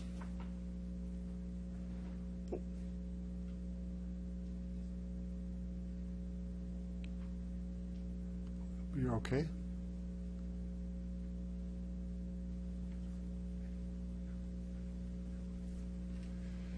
For the record, if you could identify yourself, I hope that you're okay. Identify yourself. You have 5 minutes for your presentation, and maybe questions afterwards. Thank you very much, Mayor. My name is Donald Knowles. I'm a concerned citizen of Saskatchewan, and hope that you accept my presentation. I just celebrated my 80th birthday last couple of weeks ago. Congratulations. I was born at Newdorf, Saskatchewan, on my grandmother's farm. I've lived most of my life in Saskatchewan, and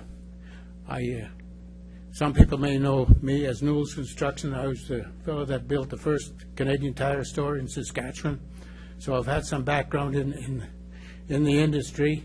Unfortunately, between a mistake and high interest rate, I ended up going in a different profession.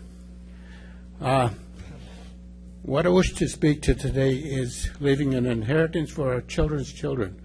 There's a scripture that says a good man leaves an inheritance for his children's children. I refer to the word bypass.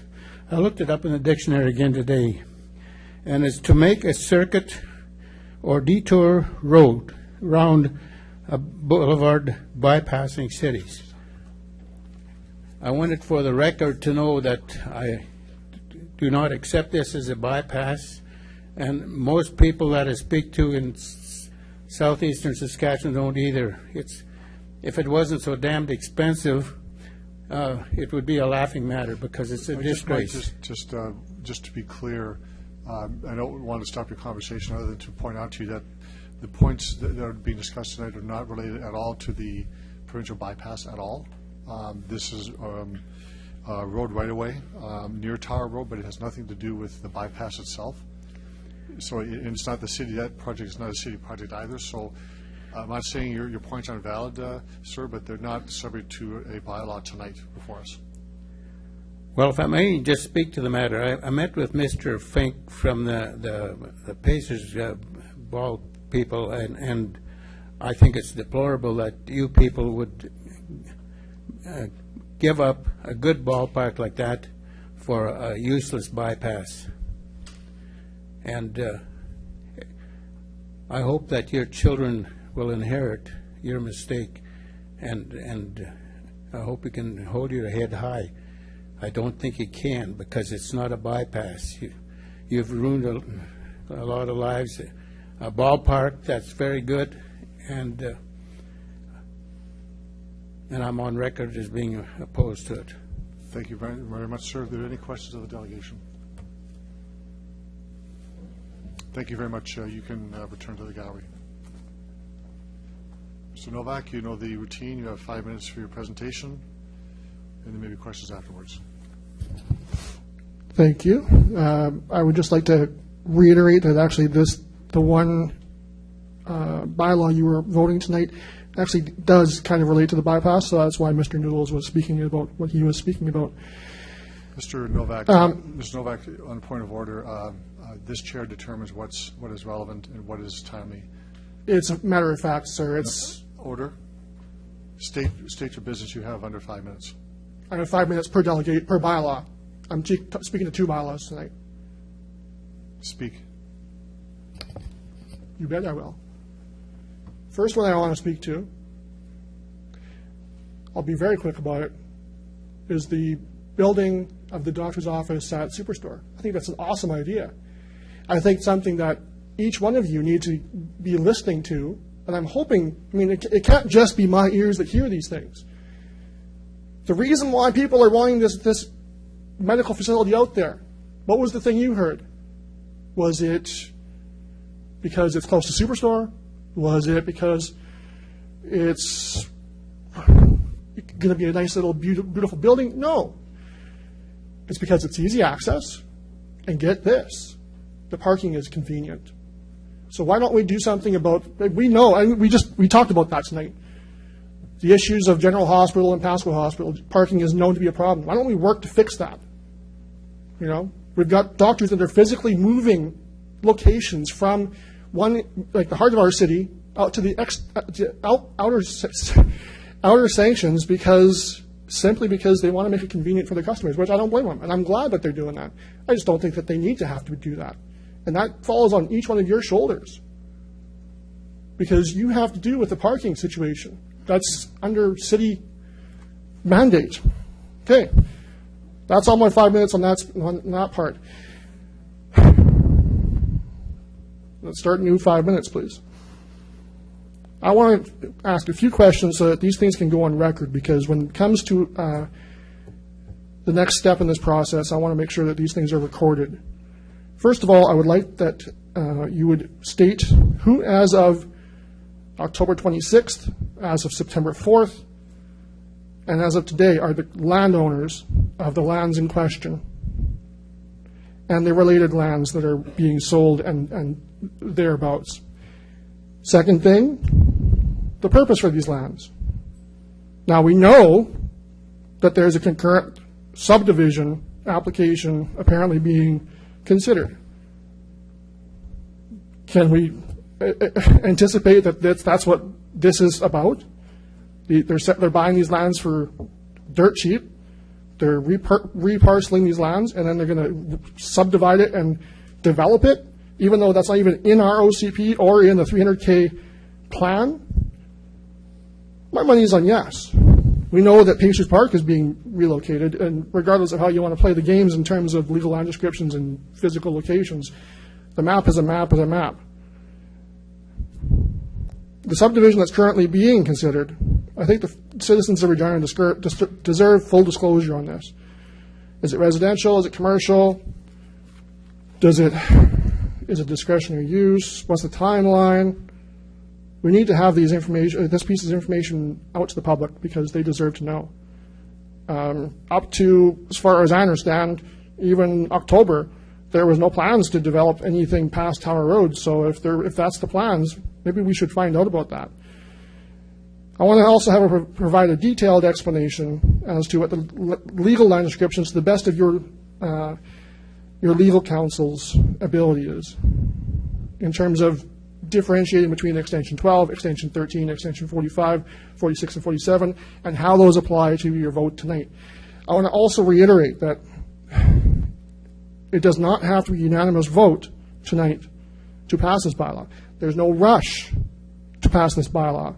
So even if there's a 0.00001% chance that your legal counsel or the legal opinion that has been provided to your administration is not the most informed, and maybe I'm right, or maybe the legal counsel I've been talking to for the past month is right, and paying a sweet dollar for it too, by the way, maybe it might be in your best interest to not go on record as being one that supported something that is technically not legally valid. Maybe it might be in your best interest to not vote unanimously tonight, even one person voting against this, so that it allows time for sober second thought. It allows till the next council meeting after budget, which will probably be in January, I'm guessing. Finally, something that I just came across today, and I want to make sure that we're crossing our T's and dotting our I's, because we know that is how legal worlds work. Has the City of Regina obtained a signed consent form from the Ministry of Highways to close these very roads, these road right-of-ways? And if so, can we please see that tonight before this is voted on? I would ask that this also be a separate vote and also counted as to who votes how. That's all I would ask of you tonight. Can't think of anything else, so I would open it up to any questions you might have. Thank you, Mr. Novak. Are there any questions? There are none. You can return to the gallery. Thank you. And I will call the vote on first reading. All those in favor? Opposed? Carried. Councilor Dowell. Thank you. I move, seconded by Councilor Burnett, that bylaws 2015-78, 79, 80, and 81 be read a second time. Discussion. All those in favor? Opposed? Carried. Thank you. I move, seconded by Councilor Young, that Council hereby consents to bylaws number 2015-78, 79, 80, and 81 going to a third reading at this meeting. All those in favor? Opposed? That's carried unanimously. And I move, seconded by Councilor Fraser, that bylaws number 2015-78, 79, 80, and 81 be read a third time. All those in favor? Opposed? That's carried. Next report is Administration's report on the adoption of a public disclosure statement form. I have a motion for that, please. Councilor Hinks. Seconder. Okay, before we get into discussion, perhaps I might ask Mr. Weary, the solicitor, just to give us a bit of a background on this report. This is a fairly pressing matter given provincial legislation that has just been passed through the legislature. Mr. Weary, the floor is yours. Thank you, Your Worship. To you and members of council, this report comes forward as a result of changes to the Cities Act in relation specifically to changes to the conflict of interest rules that apply to cities and to municipalities across the province. Of most immediate concern is the fact that the legislation has come into force effective last Thursday, so the clock is ticking on this particular change that's required. What you have in front of you is a change to the public disclosure statement, which is something that all councillors have previously filled out. It's something that's currently a requirement in the Cities Act. It's not the case currently or previously for other levels of municipalities in the province.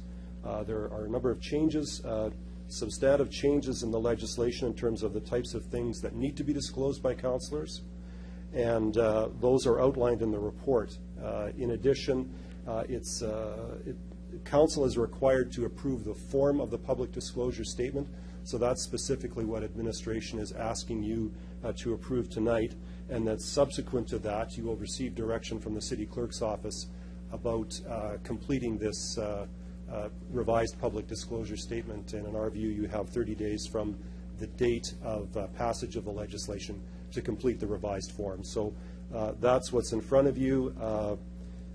I can go into specifically what's changed in terms of the nature of the disclosure. If you could just outline what is different from this form in our current one, that would be helpful. We've outlined on page 2 of the report specifically what has changed. So specifically, it relates to broader definition of family and disclosure of interests of related family members. There's a requirement to disclose sources of remuneration. This is new. There's a need to disclose an interest related to transactions of a member of council or family members with business of the city, and also finally a requirement to disclose business interests that might upon which a decision of council might impact more broadly. So those are the things that are new. The revised form is appended to the report, and you'll note that sections 1, 4, and 6 are new additions to the form, and in addition, we've also included in the form the changes,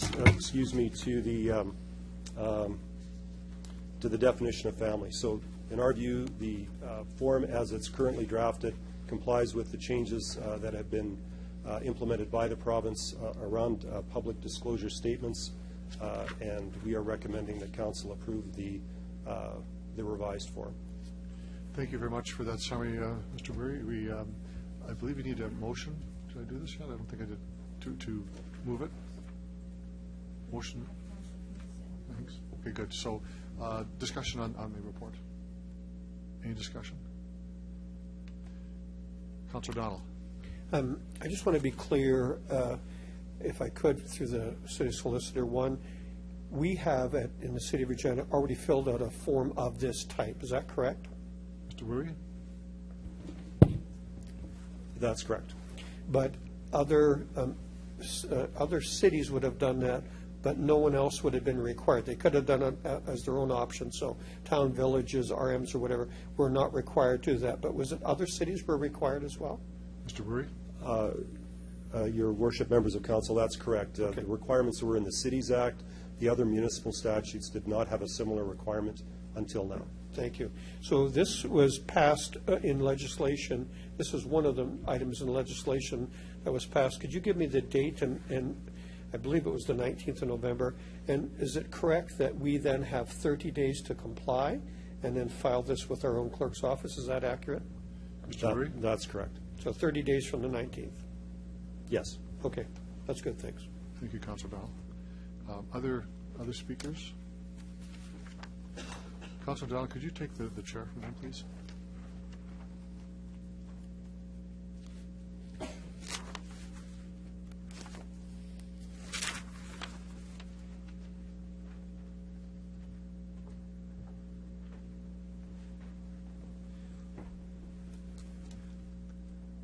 Floor is yours. Thank you, Mr. Deputy Mayor. I want to thank the administration, Mr. Weary, and the staff for providing the summary report for us and the explanation this evening. This is, for the City of Regina and most urban municipalities, a straightforward but more detailed disclosure of your public forms that you have here. This is not new for us. This type of form has been subject every year for council, and certainly my time since 1997. I've filled this form out. The change of what constitutes a family is different. No question about that. Some of the details of disclosure of family members is new as well. Nothing new. This is good governance, rightly so, on the perception of conflict that can arise. Disclosure is a fundamental part of that, so I would urge members of council to support this.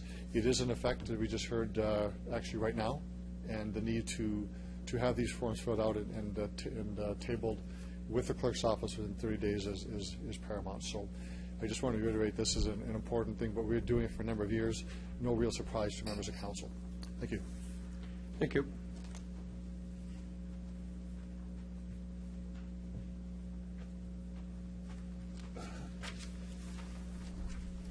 Other speakers to the report?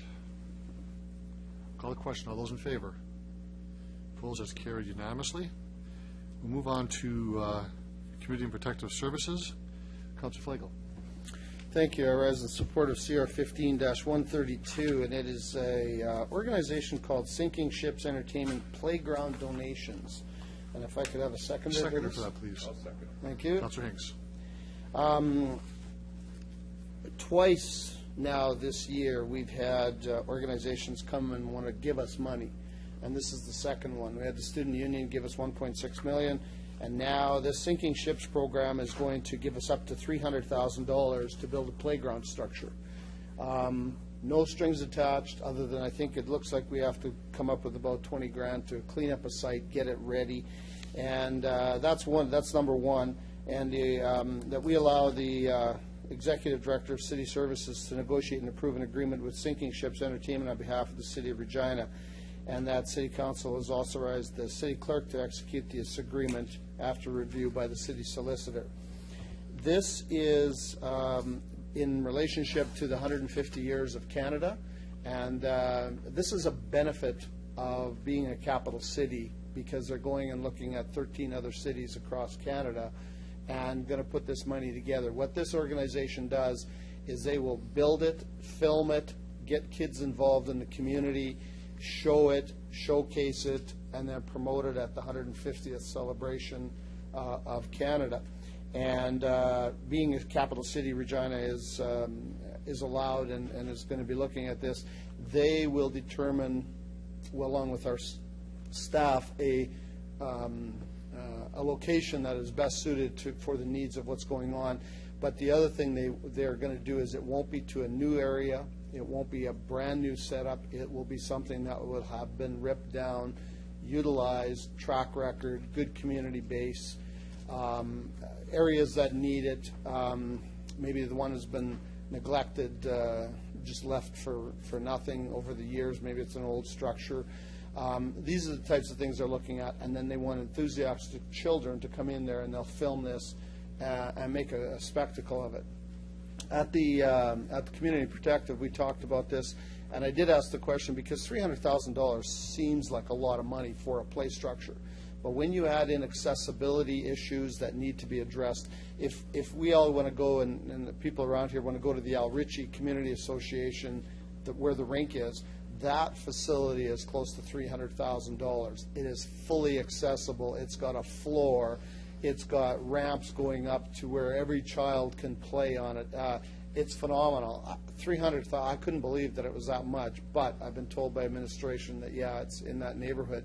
So this would be something of that size. I did ask if they would split it into two and give us more bang for our buck, but I think what they want to do is because they're filming and showcasing this. So a huge support for this. It's free money. It's going to cost us $10,000 to $20,000, and we benefit lifetime from the community's point of view, and I'm in full support of this. Thanks. Thank you, Councillor Flake. Any other speakers to it? Councillor Young? Thank you, Your Worship. I'm just curious as to where the $300,000 will come from. Who will raise the money? I think it's fundraising. They do it, I believe. Councillor Flake, can you answer? Mr. Onright, you have the answers. Through Your Worship. The group Sinking Ship Entertainment will do the local fundraising. So they, with the assistance of administration, line up potential groups to contribute to the project, and that's how they will raise the money. Okay. The project can vary. 300,000 was a rough number they used in doing some of the other projects across Canada. Okay, and the 10 or 20,000 that we'll be contributing is for the installation. Mr. Onright? Through Your Worship, no, the $10,000 to $20,000 is in-kind service. Okay. That'll be prepping the site for the work to be done on. The actual build of the project is done with volunteer labor. Okay. Thank you. And just curiosity, did anyone ask them when they were here where the name Sinking Ship came from? Mr. Onright, do you have that answer? Through Your Worship. They have not physically been here yet. We're waiting for them to show up, but we will make sure to ask that question. Thank you. Maybe they should do another branding exercise. Yeah. Any other speakers to? Okay. Go ahead. Thank you, Your Worship. As been mentioned, local children will be involved in this project. I'm not sure the extent to which they're involved, but they're certainly involved in the design of the playground. I just want to be sure, and perhaps administration can help me on this, that that our insurance covers any involvement of children in the design of the playground in any sense. I'd also like to be certain that the appropriate criminal checks are done with respect to those people who will be involved with the local children in the playground project. Mr. Onright? Through Your Worship, in regards to the criminal checks and background checks, that will be part of the process. And liability administration will ensure there is proper liability for the work being done and the people involved. Thank you very much for those two assurances. I'm very much in support. Thank you, Councillor Hawkins. Other speakers? Call the question. All those in favor? Opposed? Carried. Finance Administration. Councillor Murray. Thanks, Your Worship. I rise to bring forward CR 15-133, and this would be the 3-year contract with Crown Enterprises Limited for off-site storage of records. If we can have a seconder. Seconder for that, please. Councillor Hinks. Thanks, Councillor Hinks. So we've got two recommendations coming before us from Finance Administration's November 3rd meeting. Number one, that City Council authorize the City Clerk or his designate to negotiate and approve the terms of the agreement with Crown Enterprises Limited, known as CEL, for off-site storage services for corporate and archival records for the period of March 1st, 2016 and ending February 28th, 2019. And a part two, Your Worship, that the City Clerk be authorized to execute the agreement with CEL after review and approval from the City Solicitor. Your Worship, we can speak briefly to this. For a number of reasons, we store records off-site, and this organization is able to retain those records and also bring them to us if we require them on a very timely basis. And we've got a great relationship over the years, and we just want to continue that. Very simple. Thank you, Councilor Murray. Are there speakers to the report? This is the only company in the city that has this capacity for us to do this. Call the question. All those in favor? Opposed? Carried. Report on the AHOP program. Thanks, Your Worship. I rise to bring forward CR 15-134, and this is the Provincial Affordability Home Ownership Program, or AHOP. If I can have a seconder. Seconder for that, please. Take on the recommendation. Councillor Young. Thanks, Councillor Young. So here again, we have two recommendations coming from November 3rd's meeting, and that the first is that the Executive Director of City Planning and Development Division be authorized to enter into a revenue agreement with Saskatchewan Housing Corporation on behalf of the City of Regina, so that also City of Regina may receive final payment from Saskatchewan Housing Corporation in the amount of $253,291 for the City of Regina's enrollment in the Affordable Housing Ownership Program. And number two, that once the City Solicitors review the agreement, the City Clerk be authorized to sign on behalf of the City. Your Worship, quite simple. It's an opportunity for us to participate in the affordable home ownership program, and it's that simple. Thanks very much. Thank you for that. There are speakers to this one. Councillor Fraser. Thank you, through Mr. Mayor.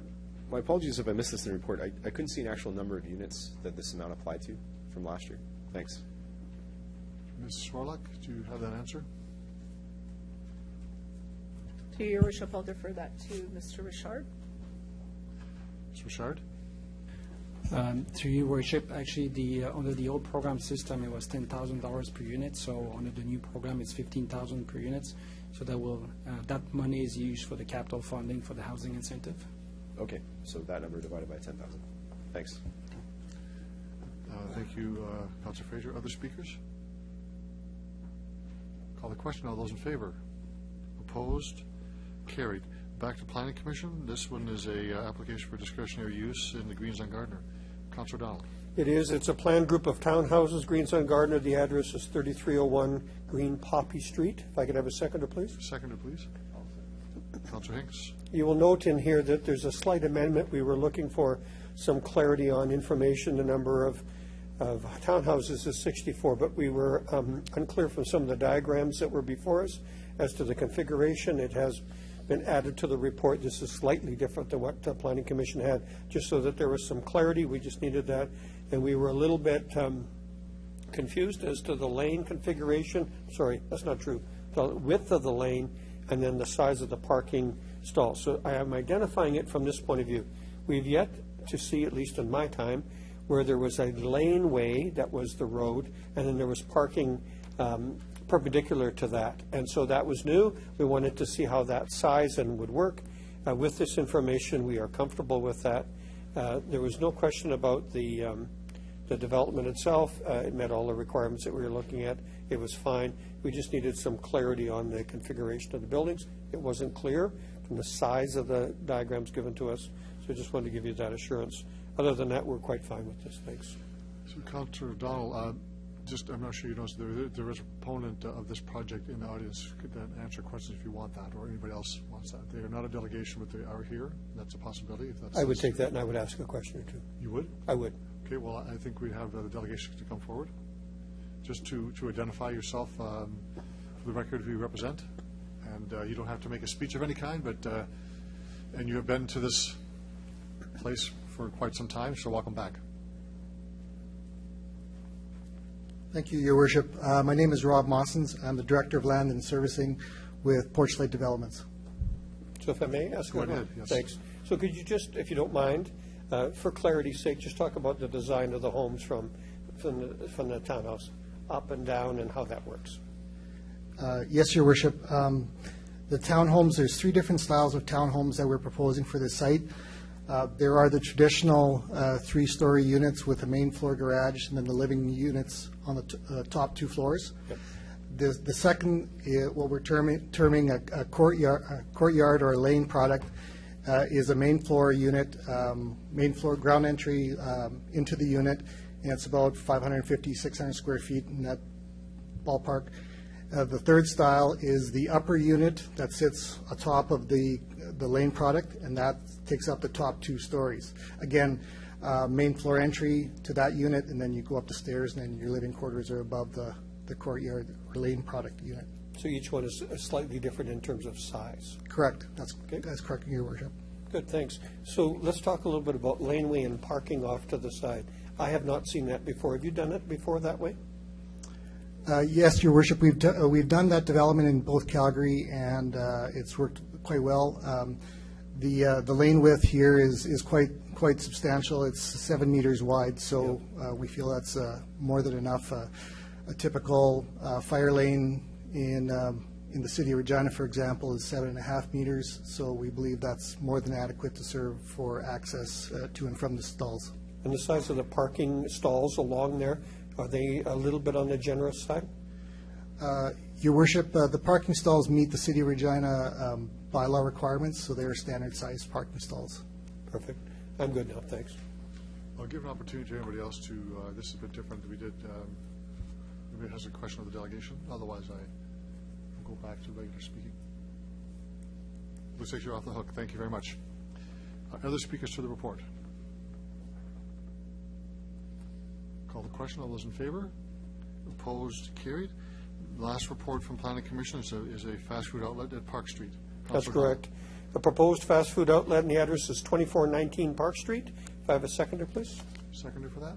Councilor Young? Thank you very much. This actually was one that we had very little discussion on. It is a commercial little strip there. This is adjacent to a very large parking spot, and it is mostly a come and go, grab your pizza and go. Thought this was a great idea for the area. We're all comfortable with this. Okay. Questions on the report? All those in favor? Opposed?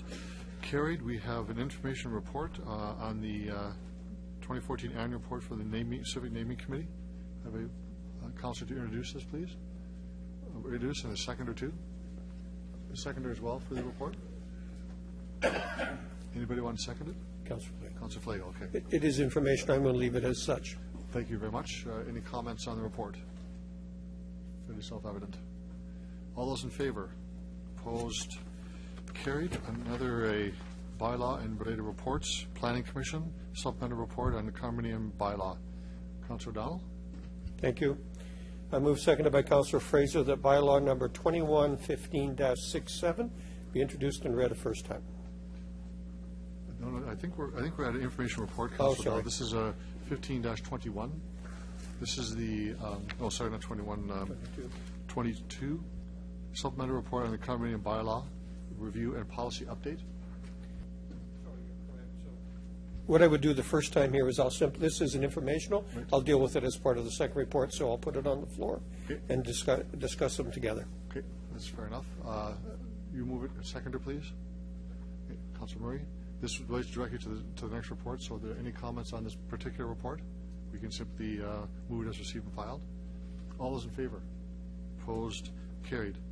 The next one is Planning Commission, the condominium policy 2012-14. Yes, Councilor condominium O'Donnell. policy bylaw 2012-2014 review and policy update. If I can have a second, I'll speak Second, briefly please. to this. Councilor Flagel. Thanks. So on behalf of Planning Commission, we appreciated that this was passed from the Mayor's Housing Commission to us for review. These are the people that have to take this information into account. For now, I'm going to leave my comments at that, and I will leave it to members from the Housing Commission if they wish to speak to it. Thank you, Councilor O'Donnell. Other speakers to the report from the Housing Commission? Any comment? Okay. Councilor Hawkins? Thank you, Your Worship. At the Housing Commission, there was a vigorous discussion, a complete discussion, on the issue of the tenant guarantee to provide it currently is 24-month tenancy for tenants of buildings proposed to be converted to condominium. The issue here is that at present, if you're a tenant in a building that's proposing to be converted to a condominium, you're to be given 24 months notice of that. The discussion at the Housing Commission was that that period of notice was excessive, that in fact a 12-month period of time notice to tenants would be sufficient both to enable tenants to provide alternate equivalent accommodation and especially sufficient to enable them to provide accommodation within the kind of neighborhood context in which they were currently living. The Housing Commission accepted that proposal and amended to provide for a 12-month tenancy guarantee. The matter was then forwarded on to the Planning Commission, which my understanding is they accepted that as well, so that the recommendation before Council here tonight is that the tenancy guarantee be amended to require a 12-month tenancy for people who have been given notice of condominium conversion of their buildings. Thank you, Councilor Hawkins. That's good. Other speakers to the report? Councilor Fraser. Okay, thank you, through Mr. Mayor. I rise to speak to this report, specifically Section 1E that Councilor Hawkins just mentioned. I think that there's there's 6 recommendations here, and I think all of them, or 5 of them anyways, I think make sense. They're just generally housekeeping the city lining our policy with that of the province. But it's really this Section 1E that sticks out to me, revising the requirement of tenant guarantee to provide a guarantee of 12 months tenancy for tenants of a building approved for condominium conversion versus the 24 months that it used to be. Personally, I don't agree with us making these changes. I think we had a robust community consultation that brought this 24-month guarantee forward in the first place. Just a very few years ago, we hired researchers from the U of R to meet with landlords, to meet with tenants, to meet with condominium conversion companies and condo owners. They came up with a policy that actually hasn't been tested yet. So to use an old saying that my grandmother always used to say, if it ain't broke, don't fix it. I don't really know what the push is to change this policy now, when the community consultation we had came up with it. And again, we haven't even tested it yet, so I'm not really sure where this is coming from. We should be clear that condo conversion, I think in general, isn't a bad thing. Condo ownership is a style of ownership. It's actually much like a cooperative, really, except that people that live in the buildings actually have the financial, they own the capital piece of the building. What's bad, though, for a city is when we have an exodus of rental properties into condominiums. We saw that, I believe, in 2011, 2012. We saw about 500 units over the course of 2 years convert from rental units to condominiums. Now, some of those stay as rental units, but the fact is that when the market shifts so quickly, it really affects the rental availability. I mean, that was a key piece of why Regina for 5 years had the lowest rental availability in all of Canada. So that's really what we want to get away from. I think the policies that this council's put in place when we made the last round of changes should help to avoid that. In my mind, in general, they're fair. They allow for condominium conversion, but they should stop, again, that mass exodus when the market changes in a hurry, where we see a whole neighborhood, mostly our downtown neighborhoods, where a lot of old rental stock turns into condominiums just almost literally overnight. Back to point 1E here, we should know that this particular piece, point 1E, doesn't get in the way of condo conversions. It only speaks to the right of people that live in those places. All of us, I shouldn't presume, but I think we're all homeowners here, and certainly as homeowners we have rights. We should know, too, the people that rent places. Some people choose to rent, some people it's their only option, but the fact is that it's people's homes. And to me, for us to peel back this guarantee from 24 months to 12 months, really we're taking away a right from people that, again, I don't really know what the push would be for that, given that this legislation has never been tested. The final point for right now is that the conversion permit is actually 24 months. So when somebody starts a condo conversion, they have 2 years to complete it. So why we would make, the people who live there, their right to stay there less than that isn't clear to me. And also that Regina's, even 24 months isn't really, in a Canadian context, that strong of a guarantee. The report mentions in the city of Winnipeg, however long you've lived in a unit, that's how long you're entitled to stay there. So if you've lived in a unit for 20 years, the person converting that to condominium has to work out a deal with you that you actually have the right to stay there for up to the length of time you stay there. So this isn't a particularly, again, in a Canadian context, a particularly out there piece of legislation as it is. So I would like council to have a chance to talk this through. So I would propose an amendment that we keep the report as is, but to remove section 1E. I'll look for a seconder on that we wouldn't revise the tenant guarantee back to 12, to 12 months. We would keep it as is at 24 months. 24 months? Yeah. Seconder? Okay. Councilor O'Donnell seconds it? Okay. Thanks. Debate on the amendment to move it back to 24 months. On the amendment, Councilor Hawkins? Thank you, Your Worship. This gives me an opportunity to explain the reduction from 24 months to 12 months. In fact, Councillor Fraser doesn't have this right. The 24-month guarantee, in fact, does impede the conversion of the unit into a condominium. So it's a question of finding a fair balance between giving adequate notice to the tenant of finding alternate accommodation and allowing a unit to be converted into condominium, which may well result in the improvement of the housing stock generally as a result of the conversion.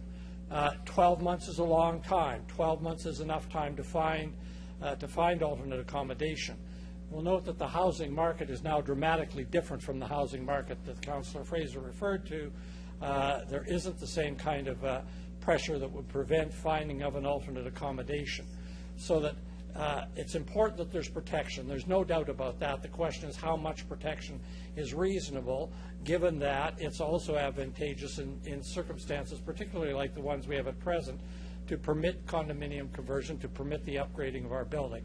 It was felt at Housing Commission that 24 months was simply an excessive amount of time, and that 12 months was more reasonable to give tenants an opportunity to find alternate accommodation of the type that they are in their current building. And for that reason, the Housing Commission voted to accept 12 months as an appropriate tenant guarantee. Thank you, Councillor Hawkins. Other speakers to the amendment? I have a question on the, it was talked about the moving out, the renovation. Are you still talking about they can completely vacate the building and then do a complete reno on the building itself? Or are we talking about one tenant moves out 12 months, they renovate the place, they then can sell it? Or are we, because when the conversions were going on, there were situations where they vacated the whole building and gutted it, redid it. Those people were out, not on the street, but there was, because of the times, it was more difficult. So I guess that's my question to either somebody or... I'll ask the administration that. Are we talking wiping the building out in 12 months, renovating it and reselling it, or piece by piece? Ms. Horlock? Through your worship, I guess it would depend on the model that the person is going to go under with respect to their business model on doing it. The issue is the date upon which you have to give notice is from the approval date. So from the date that we approve it, then they have 12 months of guaranteed time. So then at the end, it could be that everybody has to leave. And back in 2011, what timeline were we giving? What was the timeline at that point? I think it was around 2007, not 11. Yeah, sorry, It was quite yes. some time ago. It was. So what, do we know what the timeline, were we giving 12 months, 6 months? Ms. That almost Horlock? rings a bell. Through your worship, I wasn't here. I'm not sure if Mr. Bouchard knows the history on whether or not there was actually a time limit. Through your worship, the current bylaw actually had a 24 months requirement, so it's currently in the bylaws. So that would have fallen in 2007. The amendment will have been done in 2011, but the consultation was probably done in 2007. Ms. Horlock, do you want to add to this? Through your worship, I don't believe that there was. Ms. Barrett, are you aware of? Through you, your worship, there wasn't a designated tenant guarantee. The 24 months was sort of a best practice at that time that many of the landlords were adhering to, and that's when it was applied to the 2012 bylaw. It was based on the practice from 2007 to 2011. It wasn't a but it was bylaw. at the discretion of the landlords. It wasn't implied, or it wasn't stated in the bylaw itself. It was absent the bylaw. That's right. Okay, so back to my original question. If this was to go through at 12 months, are we vacating that building, cleaning it out, or are we doing a one-off? I think that Ms. Horlock just answered your question. It's No. She did answer again. She did already. Ms. Horlock, go ahead. Yes, please. Through your worship. So it would be the business model. Once it's approved, if it's at 12 months, then at 12 months, it's up to the landlord, but they could all be vacated at 12 months. It's, as Ms. Barrett said, in the past, there was no requirement until we put in the first bylaw. So it really is at the discretion of the landlord and whether or not they have a business model where they do unit by unit, that would be up to them. But the way it's written is at 12 months, the whole building could be vacated. Yes, but now it could be said like that. That's what I was trying to get at. Thank you. Thank you, Councillor Flagel. Any other speakers? Councillor Young on the amendment? Thank you, Your Worship. Just two things that were talked about at the Housing Commission and I think at the Planning Commission that might give us some background here. One is that there are a lot of older buildings right now that would be of the age where they probably would like to do some renovations, and that this might make it a little easier for that to go forward. The second thing, which is right in the report, says that in the neighborhood where this would be happening, that the conversion cannot drop the vacancy rate below 3%. And even a heritage property, which was not under that bylaw, if a heritage building was to be renovated, it can't drop the vacancy rate below 2.5. So it actually puts in place vacancy rates as one of the criteria for whether it could go forward or not. Thank you, Councillor Young, for that background information. On the amendment. Yeah. Councillor O'Donnell. Thanks very much on the amendment. I don't want to confuse you, but I worked under some advice from Planning Commission. One, they wanted to throw this report onto the floor of council. I want you to understand that. We felt that the decision should be made here and not at Planning Commission. But in Planning Commission's discussion of this, much like Councillor Fraser implied in his opening comments, we felt that this had not been tested, and we were not prepared to go more stringent without having tested it. So the idea of the 24 months for us, not everybody on Planning Commission, but for the majority, was to leave it at 24 months, go through a period of time and revisit it. So I'll be supporting the 24 months. Other speakers to the amendment? So the motion before us is to revise the recommendation coming from Planning Commission from 12 to 24 months. Pretty clear. All those in favor? Do you want to close debate? Speak up quickly and you can, yeah? Close debate. You got 3 minutes. Close debate. Hey, thank you. I'll try to keep it short here. Through you, Mr. Mayor. Just a few points to keep in mind.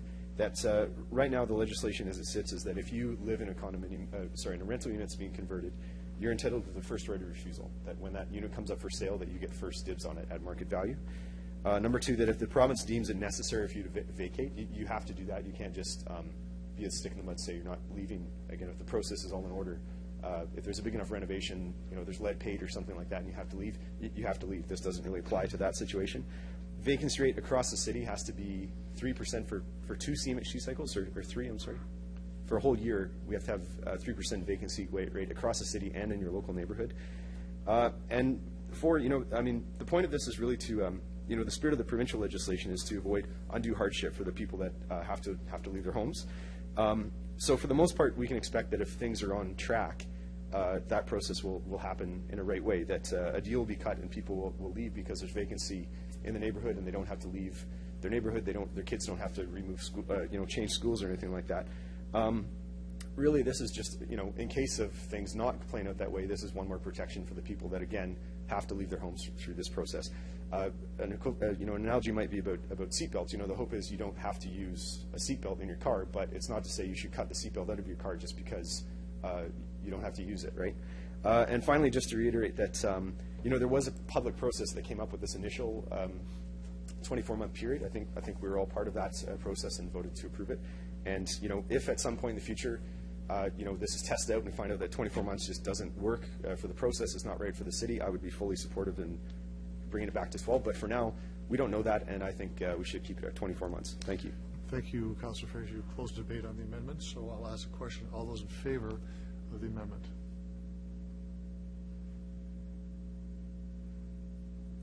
It's carried. Main motion as amended. Other speakers? Councillor O'Donnell, do you want to close debate? Okay, I'll call a question. All those in favor? Opposed? Carried. Bylaw. Thank you. I move, seconded by Councillor Fraser, that bylaw number 2015-67 be introduced and read a first time. To the solicitor, you have, I think I saw you raise your hand. You have to amend this, won't we? That's correct, Your Worship. Reference to the tenant guarantee section 2W, there will need to be an amendment. It currently reads 12 months, amendment to make it 24 months. Councillor Down, you make that amendment? I'd be pleased to make that This is amendment. the bylaw, Councillor Hinks. Yeah. I'll make that amendment. Okay, a seconder for the amendment? All those in favor? Opposed? Carried. Councillor Down? Oh, you read, okay, no, that's the first reading. I'll call As a amended. vote on the first reading. All those in favor of the first reading? Opposed? That's carried. Okay, I move, seconded by Councillor Murray, that bylaw number 2015-67 be read a second time. Discussion. All those in favor?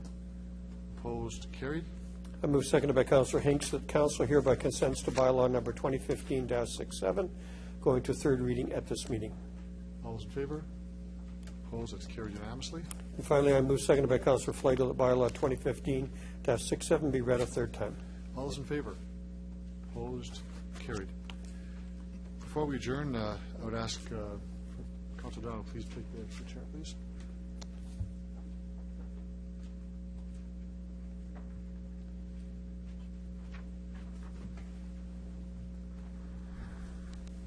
Mr. Mayor, the floor is yours.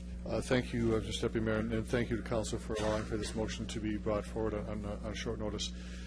This is a referral motion asking for information that we can consider, of course, at the Community Protective Services. I'll read the motion and the clauses contained therein.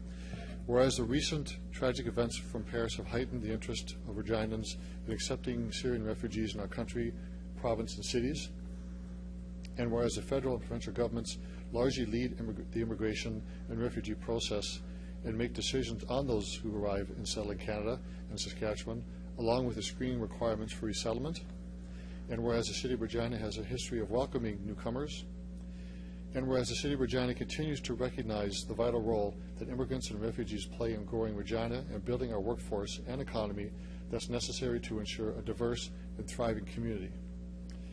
And whereas the City of Regina participates in ensuring that the city services are available to all segments of the population, including refugees and immigrants, are working in partnership with stakeholders such as the Open Door Society, which leads the community and settlement and integration process in Regina. Now therefore be it resolved that the City of Regina directs the administration to report to the Community Protective Services on December 2nd, 2015, with a report on the City of Regina's efforts to support the arrival, settlement, and integration of Syrian refugees, in part by supporting the Government of Saskatchewan's newly announced Refugee Settlement Centre. If I could have a seconder for that, please. Councillor Hinks. Thank you, Councillor Hinks. Just very quickly, the report, I think, is self-evident, self-explanatory. We know what we're hearing, 25,000 refugees in Canada by December 31st of this year. We also know that the province has set up its Refugee Settlement Centre. It's incumbent upon this city, as other cities, to speak to how it will help those who arrive at our borders and live here. Very important to do that. This is a referral motion because we don't have that information tonight. I suspect a fulsome debate at Community Protective Services and other venues. Mr. Deputy Mayor, I was participating in a conference call with the Federal Minister of Immigration this morning, and thus began the process of trying to clear the waters of what will happen, what will take place. I can tell you not a lot until tomorrow when the Minister will be making a detailed announcement, but what I can tell you is that the following, that there is no fixed date for refugees to come to Canada. It would appear that early December is likely the earliest, and that the provinces have spoken to the federal government and have indicated that they can take collectively over 25,000, or are willing to do that, which is an interesting comment. We're unsure of the numbers that will be coming to Saskatchewan. There are many numbers floating about, so I won't say what those are until we hear this tomorrow from the federal government. The discussion with the minister, and we had mayors, no provincial ministers of immigration, just municipalities, speaking and asking questions about what we can expect, the timing of that, the coordination of housing to other emergency services, health services that will be asked about. No answers given other than we need to know this information. So none of the mayors that spoke, including myself, said anything other than we will do what we can to accommodate the request. But we need a lot of information, which will be coming tomorrow. I would ask that members of council unanimously support this as a recognition and on the record as supporting a vital function that we have here. Immigration is not a city issue. It is a federal issue, but they live in our cities. They live in our country. And we will do what we can to accommodate the request, notwithstanding the size that it could be. I would just leave it at that and say that with the seconder to vote, this is very important that we send a proper, strong message to our city, to our province, and to our country. On point of clarification? I just wanted to clear up that 80 Syrian refugees landed in Calgary today. They're already coming. That's Councillor Hinks. I've heard that. Mayor Nenshi has mentioned that. I can only tell you what was told by the minister today. There's no date that's given. That he suspects that the wave will begin in early December because, frankly, a lot of the places are coming from Jordan, turkey, they're still being processed. So I'm not saying it didn't happen. That wasn't part of the discussion as of this morning.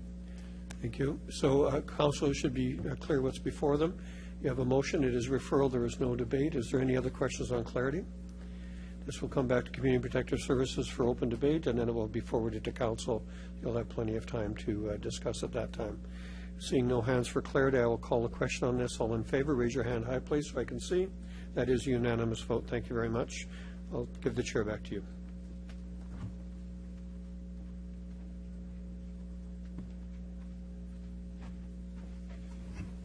Thank you very much for the unanimous vote of support for the motion. Councilor Murray. Your worship, I rise to move adjournment. Seconder. Councilor Flanagan, all those in favor? Opposed? Carried.